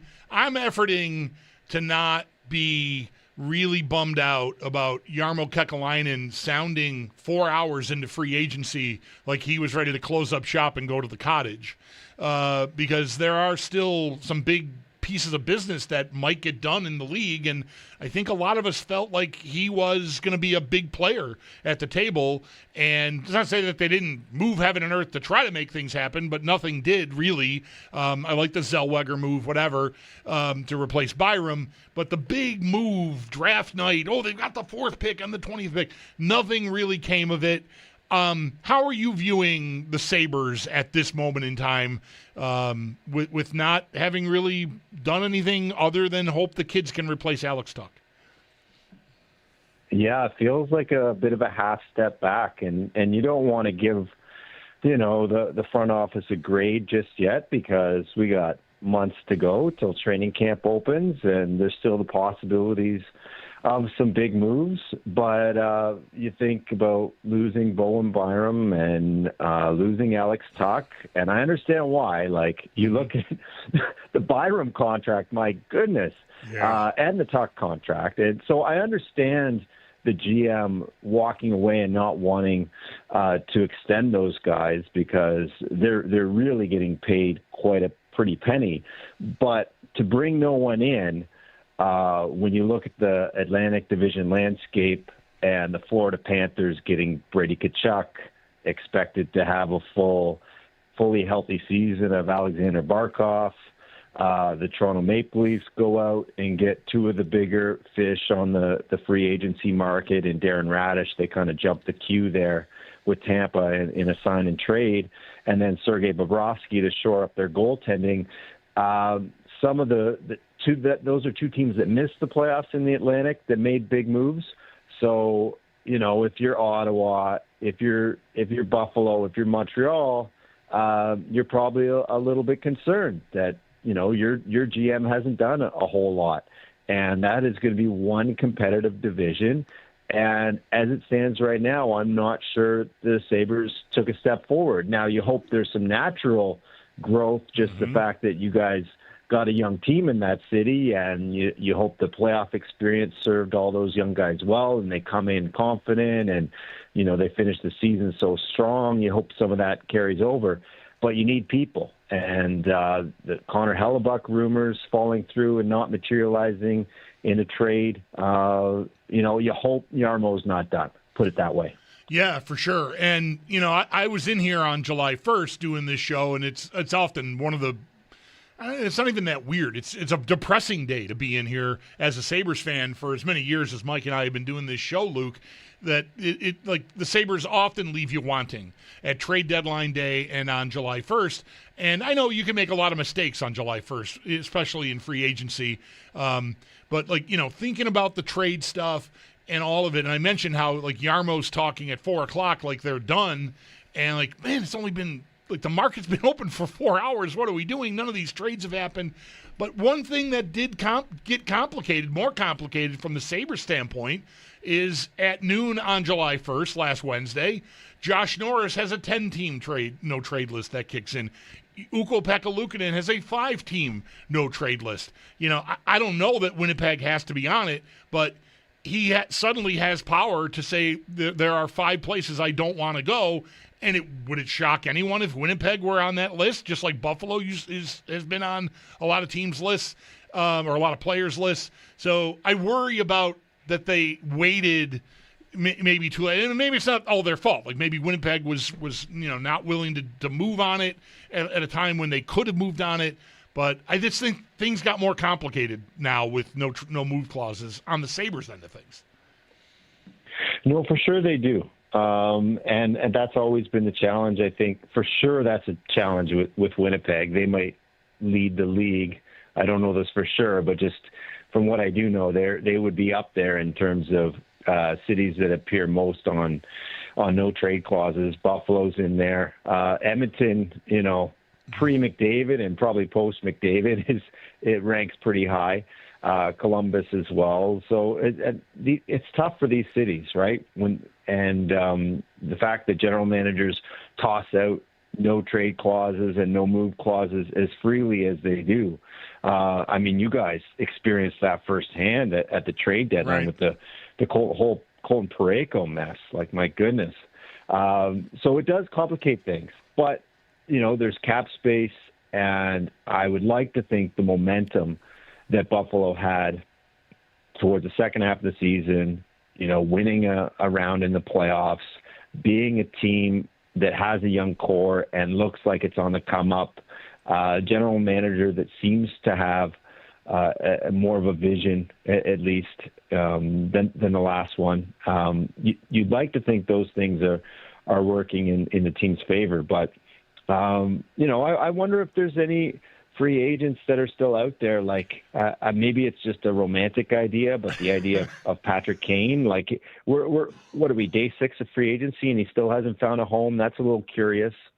Some of these veterans are taking their time. Claude Giroux just decided to re-up in Ottawa after poking around, but I wonder about Kane. I wonder if, a guy like Anthony Mantha, who's still out there, if he drops his price because there wasn't the frenzy around him on July 1 as some might expect. If there's another piece you could add to your forward group, because I feel like the wings, especially with Tuck leaving, is an area of need. Luke, and I know you had, I think earlier this week, that there was some signs that the Sabres and Patrick Kane had some mutual interest. Bulldog and I were talking about it earlier. They've got kind of this, middling logjam of a bunch of forwards, right? And we've heard Jack Quinn's name being talked about in the potential trade market, Ryan McLeod's name being talked about in the trade market. Other than kind of your point of like, oh, it would be a good story, is there a real hockey story in there of what Patrick Kane could do for the Sabres, other than maybe help a power play that struggled, I think, pretty mightily at times last year? Well, for sure he can help a power play. Going into free agency day, I think he was number 1 or number 2 of all the forwards available in terms of assists last year. And yeah, for sure he's past his prime, but he can still pass a puck. He can still make a play. So if you get him at a reasonable rate and preferably only on a 1-year deal, maybe he's pressing for 2. I'm not sure, but a lot of these guys will settle for 1 year, and then you load it up with performance bonuses. I mean, that's the way to keep the cap hit low. So whether that's points or whether that's a bonus for how far they go in the playoffs, but I think as long as expectations are reasonable, right? You're not getting Patrick Kane in his prime. You're getting a guy that for sure can help a power play, can play on your second line and contribute some playmaking. If there's an injury, maybe he can spend a week or 2 up on the top line and he won't look out of place. And then also the other thing, like I spent a couple times in the Red Wings room last year asking guys about him, and they just raved about his character and his leadership. And they spoke about him the way a lot of Sabres talked to me about Alex Tuch. I mean, that's something that, was also lost. It's not just Tuch's production and penalty killing. You lost a leader. And I think Patrick Kane could fill that void. I mean, there's a lot of young guys, and I think Dahlin's a heck of a captain. But, having someone in there who's won a cup, who's been through multiple situations and battles and dealt with different coaches, I think, he can help out with some of the intangibles as well. You don't want to overpay for that stuff, but, if he can be tempted to join a team that got into the playoffs, finished the career in the hometown, maybe there's a path there. Luke Fox, NHL writer for Sportsnet on the West Her hotline with us here on WGR. How about goaltending? We'll leave the Hellebuck conversation over there for now. Do you think the Sabres need to do something there? I know, you got 13 games in the playoffs, and, it was a roller coaster. It's UPL's net, then it's Lions net, then it's UPL's net, then it's Lions net, then it's UPL. I think that's it. That's the run of it in the 13 game. That's how it went. But 82 games in the regular season, Luke, the goaltending was a strength of this team. Both UPL and Lyon, even Colton Ellis when he was called on, but especially Lyon and UPL, I think played, their goals saved above expected were both excellent. I think Lyon might have been second or third in the whole league on the year, and UPL was maybe in the top 10. So they had a good year. I could be convinced it's good enough despite what happened in the playoffs. Like I've been telling people, the goal that beat the Sabres ultimately at the end of Game 7 is a knuckle puck shot that Connor Hellebuck could just as well give up, or any goalie you want. So, it gets really fine. I know it's the playoffs and you got to come through. Do you think, I'm saying a lot of words here just to ask you think the Sabres goaltending is good enough if they do stand pat? It's fine. I think it's fine to stand that word, pat. I think. I love fine. Well, I know it's perfect. But I know, but there's probably 25 teams in the league that fine is good enough for goaltending. Like there were question marks about the Carolina Hurricanes setup, and they much like Buffalo had a 3-goalie rotation for chunks of the season, and they won a Stanley Cup. With Freddie Anderson, of all people, playing great through 2 rounds, falling injured, and then Brandon Bussey, this undrafted journeyman, steps up in the biggest games. If a guy like Hellebuck is available, absolutely, you try to grab him. Workhorses like him, he's got a Hart Trophy, he's got multiple Vezinas, he's got a gold medal. You go out and try to get him. Otherwise, who's available? Aiden Hill? Is he really an upgrade at this point? Vegas didn't trust him to play a single minute in the playoffs. Jordan Binnington, I don't know. You know, I'm not convinced that he has it anymore, to be quite honest, guys. So I don't know if those guys are clear, absolute upgrades from what the Sabres have already. Hellebuck for sure is. So, you know, you keep poking around there. But Hellebuck has term on his contract. He hasn't been traded yet. I wouldn't give up hope on that. But if it gets to training camp and you got to go in with Lyon and UPL, you do it and, you know, see how it goes. You know, maybe the Sabres get off to a hot start. Maybe goaltending's not an issue. If it becomes an issue, what I've learned is that goalies become available as the season goes on, whether it's the waiver wire or whether it's, you know, a team looking to make a deal. And generally, they're not that expensive on the trade market. I mean, Toronto traded Joseph Woll to Philadelphia, who was, you know, at times their number one. And what did they get back? They got a mid-round pick and they got a third-pairing defenseman. Like, you can make a trade for a goalie if you run into issues. I do like and I alluded to this earlier when I was sort of setting up the overall on the Sabres offseason so far. Where are you at on them maybe potentially looking for Zellweger to replace Byram? Because I think it's a bet I would make. It's not you're not, you know, sure to win it, but it's a reasonable enough bet. I think style-wise, even complete with maybe some defensive shortcomings that Byram, you know, played through them and still had a fantastic year and a great first round. I thought he was their best player against Boston, Luke. But I like the Zellweger bet. I think, you know, at the money and the cost to acquire the player, I think it's a move that makes a lot of sense. Yeah, and especially at the money that Chicago gave Byram, like, you're not going to match that. Plus the you know, buzz that Byram wanted out, that was over a year old. So I like the move. You grab hopefully a younger version, and you get a guy that should be highly motivated. So Zellweger was scratched for a bunch of games in the playoffs by Anaheim, who suddenly looked like they could use a guy like that. They lost 3 defensemen, and with the offer sheet, they're in big money trouble all of a sudden. But you get a guy that should be highly motivated because he probably is coming to Buffalo thinking, well, my last team didn't trust me enough to use me in a lot of minutes.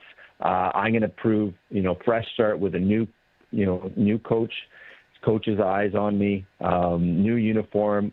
He should be highly motivated to come out of the gates flying. I like the bet on youth, bet on a guy who hasn't had his payday yet, is still looking for it. So he should be motivated to get his ice time. He should be motivated to get his money, and hopefully, you know, the Sabres get the best version of this guy, and he's not at his prime yet. So I like the move there. How much blame do you think Anaheim deserves for leaving themselves vulnerable to this Karlsson offer sheet? Like, is there how much traction does, not that it matters now, because we're living in the world where he's got a $18 million a year offer sheet he signed with the Flyers, but right away there's stuff making the rounds about how he said last year he would have taken like 9 for 8 or whatever, and here we are. I mean, it feels like maybe Verbeek worked himself into a pretty, very, very difficult spot. Yeah, and I almost think there's a little bit of arrogance to it. I know the Edmonton Oilers had some of that going on when they lost 2 players that they sure could have used in Holloway and Broberg when the Blues offer sheeted them. It was kind of like, well, they're not going to go anywhere. Like, we'll get around to them. There are our RFAs, but Leo Carlsson, you have a number 1 center, and you don't really engage in contract negotiations with him for a full year. I mean, he was eligible to re-sign July 1 of 2025, and Verbeek has kind of been of the mode with his RFAs that we're going to, you know, play hard ball. We're going to try and keep our internal cap pretty low, and we'll get around to it. Like, there wasn't a lot of dialogue between the sides throughout the season. Same thing with Cutter Gauthier, but he's actually one of the rare RFAs who's ineligible for an offer sheet, so he can't sign one.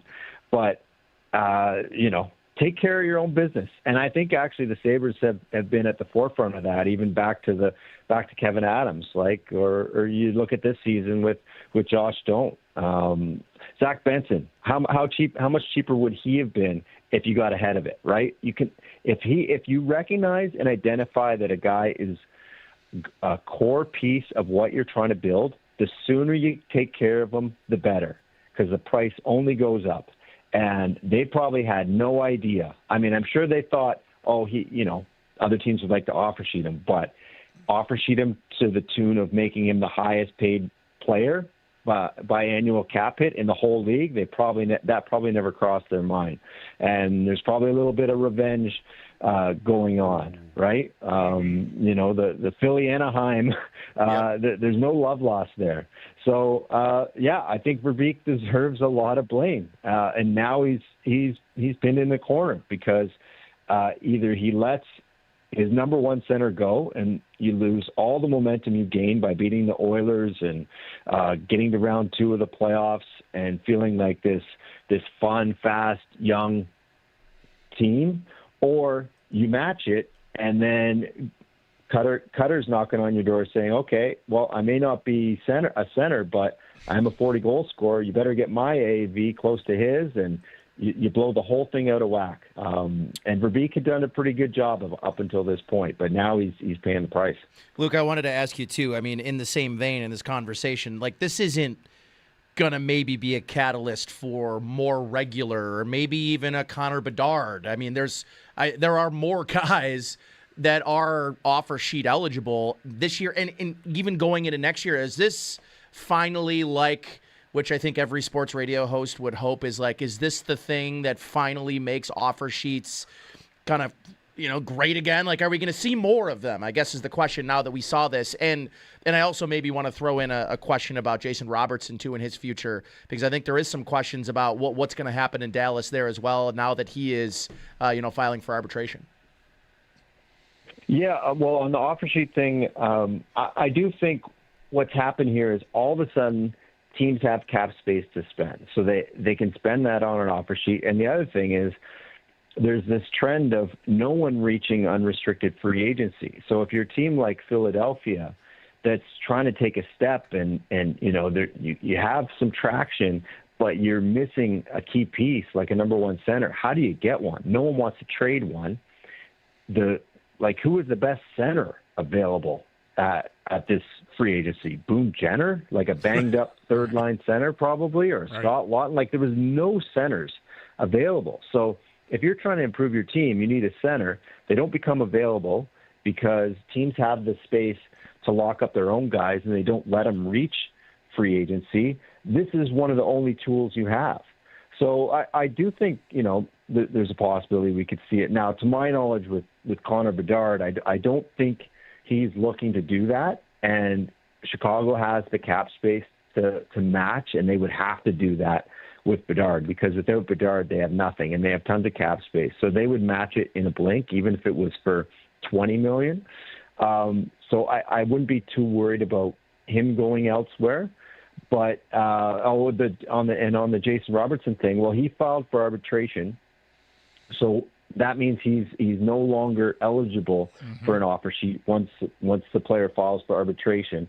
So either it goes all the way to the arbiter in late July, early August, and he makes a ruling on Robertson gets X amount of dollars on a 1-year deal, and he's only 1 year away from UFA status. So this basically assures that he's going to be a Dallas Star unless they trade him. But it sounds like he's blocking trades, right? He already blocked one to St. Louis and one to Seattle. I think he wants to stay in Dallas. He just wants a big payday. So he's going to get a 1-year massive payday at the very worst. And then, they either walk him out the door, because once you sign a guy to a 1-year deal through arbitration, you can't trade him. So the player holds all the cards. So even though technically he's an RFA, he's basically acting like a UFA with 1 more year to spend in Dallas, and then he could walk out the door, or they need to pony up and give him the kind of payday he's looking. He wants to be the highest paid player on the team. They're hesitant to go much over what they're already paying Nico Rantanen, which is 12.5. But you see the price of poker's going up, like with the cap. So he's gonna get his money. Luke, I saved it for the end, and we're just about out of time, so I don't know if you got like a minute in you on what the Leafs have done. You mentioned the big moves. I can see that they're going to be faster, which could make them better defensively overall, like 200 feet defending with better speed overall, but that's about the best I can do. I mean, I even like the Radish contract because I was worried somebody was going to give him Bowen Byram's contract. I think even if he regresses to 55 points from the 70 or whatever he had and 15 goals instead of the 20, it's still a reasonable enough bet. What do you think about what the Leafs have done so far? Yeah, they remade their bottom six with some new faces, so that feels fresh, but those are mostly minor moves. Bobrovsky and Radish are the big ones, and Radish to me is, like you mentioned, I think he has the one that should make the most impact. Big booming right shot from the point, something they've never had. That to me says if the Leafs are going to be successful, they better have a top 5 power play in the league. So they have Gavin McKenna, they lucked into him. They still have Nylander and Matthews and Tavares, and then you got a threat from the point. So teams have to respect the point, which they didn't have to do with Morgan Riley up there because he was a pure facilitator. He would always pass it off, and that should open up lanes for Matthews and Nylander to get their shots off. And this is going to be a more offensive team, should be a faster team, and it should be a team that kind of lives and dies by its power play. Luke, thanks so much for the time. We always appreciate it. Look forward to visiting with you. Maybe we'll give you the rest of the summer off unless something really crazy happens. So maybe we'll catch up in October or November. Okay, sounds good, guys. Have a good one. Thanks for having me on. There you go. That is Luke Fox, NHL reporter, writer for Sportsnet up in Canada. The year I still remember. Perfect. The Kulich thing. Perfect. Because I got something to bring up too that they've almost $9 million in cap space, and obviously Krebs is going to arbitration. We'll see what a 1-year deal for him looks like. But how disastrous would it be for you if they walk into this season with like $6 million, $5 million in cap space? I think it wouldn't be, maybe disastrous is dramatic. Yeah. I would be pretty disappointed by that. Surprised. Yeah. But I'm also not inclined to just spend the money now on junk because I have the money. But I'd like to build the team out in a way that utilizes all the resources I have, and cap space is chief among them. So it'd be disappointing. I don't know about. I think disastrous is maybe strong. 803-0550. We'll hit up a timeout and spin off of the conversation we were just having with Luke when we continue. He's Nate Geary in for Mike. I am the Bulldog. This is WGR.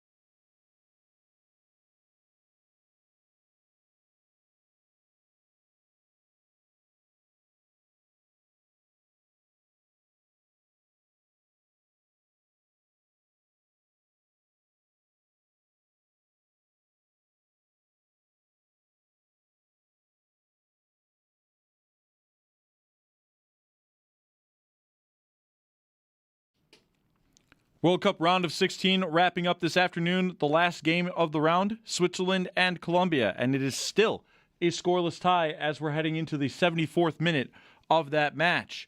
The winner of this game will face Argentina, who came back down 2-0 to defeat Egypt 3-2 earlier today.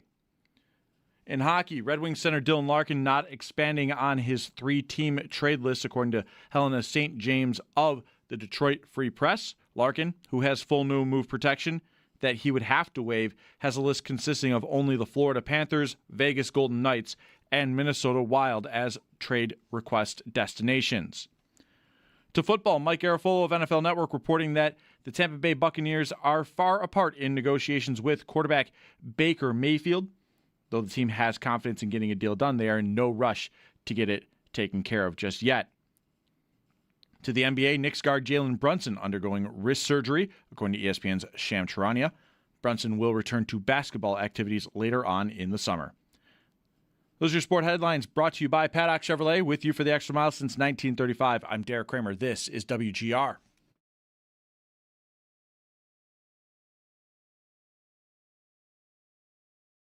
This is a rebuild. I know what they've been saying, but actions speak louder than words. And, neither of these guys are BSers. So, I don't think that they're trying to actively tank and lose games.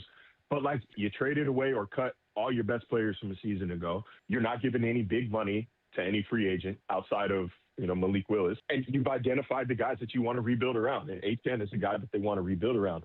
I don't think they see this as a multiple-year ordeal. I think they're going to have a lot of money to spend next offseason. They've got some draft capital to spend, and they think that they can get this team back into competitive spirits sooner rather than later. Marcel Louis-Jacques earlier on this very program talking with us about the Miami Dolphins, which I don't want to do too much of that. I feel like it really bog you down. Although you got a brand. I get up for that all day. We'll see how much we're together the rest of the summer here. We got another day on Thursday, so maybe that'll be a day. Who knows? Just dedicated half hour every time I'm here to the Dolphins. Nate Geary in for Mike today. I am the Bulldog. Thanks for tuning in. 803 Mike's off all week, by the way. 803-0550 is the phone number. So here's the thing. You mentioned Kulik, and I said I got a thing. Oh, that's right. And then I said that wasn't it, but how about this though? I was like, I'm pretty sure it's a Kulik thing, and you're like, nope, I don't think it was. Something I don't else. think it was. Yeah, no, but it was. I keep hearing. I'm exaggerating. 3 different people have told me through. Now I don't know. They could all be talking to the same person. Maybe there's just some person that's involved with the Sabres that's on a campaign to make sure people in the media know how they feel about Yuri Kulik. But I feel like my antenna are up for it being like a concerted organizational effort to make sure that everyone knows that they think Yuri Kulik is like the best of the kids. And look, that could be absolutely 100% correct in that they feel that way. They also may be 100% correct to feel that way. He did look really promising at the tail end of the season before last. Yep. And then last year got completely undone. But I always just get a little, like a first person comes to me and says, hey, I was talking to so-and-so and they told me that they heard from somebody, over there that Kulik's the best of the whole bunch. And then like a week later, it's somebody else I'm talking to, and they're telling, and it's kind of the same phrasing, and I'm like, all right, what are we doing here? It immediately makes me skeptical, and I want to make sure it's clear that I recognize I could be 100% wrong to be skeptical about it. But whenever there feels like a concerted effort to make sure the word is out about like, no, you guys, you don't know this guy, I always just get a little like, I don't know. Like, I hope it's right. I think he's going to have an opportunity to go right back on a line with Tage Thompson, which is where I had him penciled in last year when the season began. Because I think, if nothing else, I guess I want to say I hope that they have figured out that Thompson, for all... is not a center. Right. Yeah. I know that he's more comfortable there.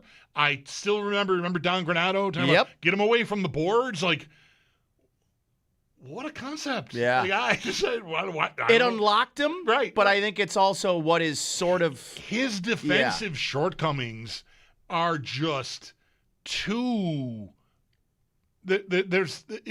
He just cannot be a guy that you're matching against Nick Suzuki all night long. And adding the fact that he just does not win enough faceoffs. He's got to be my 40 to 50 goal winger. Yeah. And I need a centerman for him. I want it to be Kulich because I'm scared of Norris getting hurt again. Yeah. And I'd rather have him in another spot in the lineup and keep, plus Kulich, it worked. Yeah. 2 years ago. It did. So I think I want to do that, but I just have this, I don't know. I've been doing this too long, probably, to the point where I can be skeptical of things that just might be perfectly normal and fine and no reason to be skeptical of. But around the time the third friend of mine or acquaintance of mine said, hey, you know what I heard from a guy? Buy a billboard already. Hey, Kulich is awesome. I don't know. Buy a billboard. So we'll see. We'll see what happens there. I think I really do like all of him included. I think I got to this earlier with you. Like how do the players, how does it all land on them? Do they feel like the Sabres have taken a step back? Again, I know what they'll say, and they might absolutely mean it, but the opportunity to keep it together was there. And if all of the reporting is to be believed, it's like sum total of a few $1,000,000. Yeah. And I don't know. But to me, it's always been about the term. And I think it was pretty clear that the Sabres just didn't want to Jarmo did not want to get to the 8th year. Right. And I'm just here saying, what does the additional year even really mean to me? And I think if you're making bets on what a player is going to be 4, 5, 6 years down the line, I think there's a little bit of it wasn't 3, 4, 5, 6 years down the line for Jeff Skinner. It was like 2 seasons later, where he essentially is out of the league, or at least a part-time player in and out of a bad team's lineup, because that's really what ended up happening with the Skinner deal. But I mean, that's 2 GMs ago. So, and obviously very different types of player. But I think you can easily sell yourself on both positions. That's why I think it was a hard one. I don't think this was just such a no-brainer because I also don't want to be the guy that makes a decision on a 7-game series. But to me, the last 10 games of his career in Buffalo, I kind of kept thinking to myself, like, where's this? Is he hurt? Yeah, I know what you mean. Especially Montreal, yeah. Because he had made such a living on being one of the fastest guys on this team and just kind of driving play. He's got to be hurt. Yeah. And if I don't know, I'm of the mind, I'm with you on. They had a chance to keep a lot of the band together, and they decided not to. Sorry, I don't mean. No. Go ahead. If you're gonna choose to not get there on Tuck for whatever entirely valid reason there is, then to me, you're choosing to do something else to supplement the team. There's a plan B in place, and to me, plan B is not just banking on, because that's what Kevin Adams constantly did. Right. That was the selling point. We got guys. Which doesn't forbid it from working. Correct. But we've got scar tissue. Yeah. On that concept. Yeah. So, at that point, it sort of becomes like you got to do a thing. Oh, I don't like the prices. Well, you made a decision to leave that other. You didn't like the price there, so you're going to go shopping here. And now that store's too expensive. I got to go shopping somewhere. I need groceries. Yeah. It's the kids got to eat.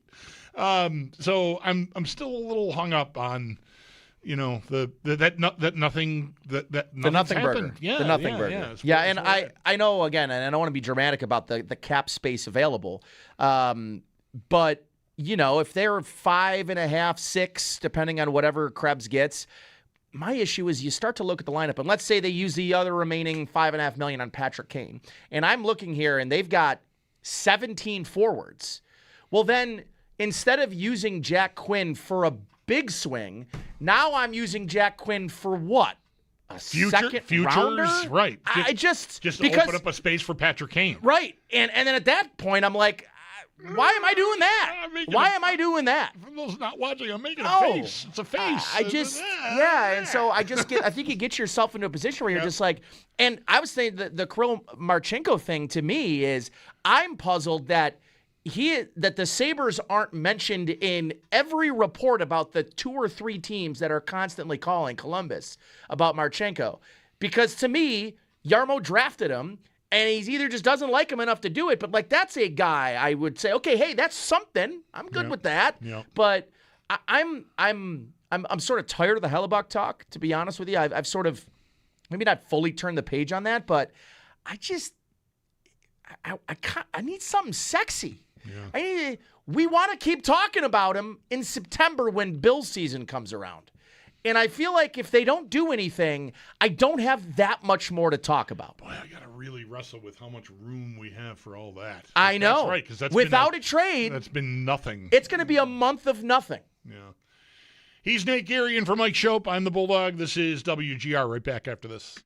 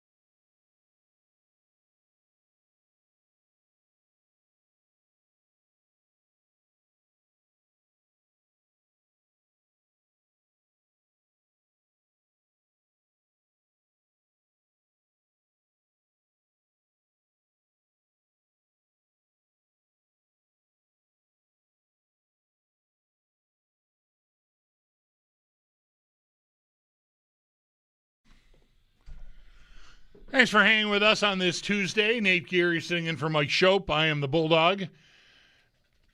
Randy in North Tonawanda is on hold with what I think is a cool question that I have not heard posed to anyone. That's not to say it has not been posed on these airwaves. I do not listen 24/7. Randy, good afternoon. Thanks for calling. You're on WGR. Good afternoon, Bulldog. First thing I got to say, though, Nate, if you're listening, Casey Kaz winning the starting job in 2011, strictly all politics. Heard it from the horse's mouth first. Number two, though, yeah, guys, the question is, every year, me and the buddies, we doing a away trip, some very appealing destinations this year, everything excluding Vegas because we'll get in trouble there.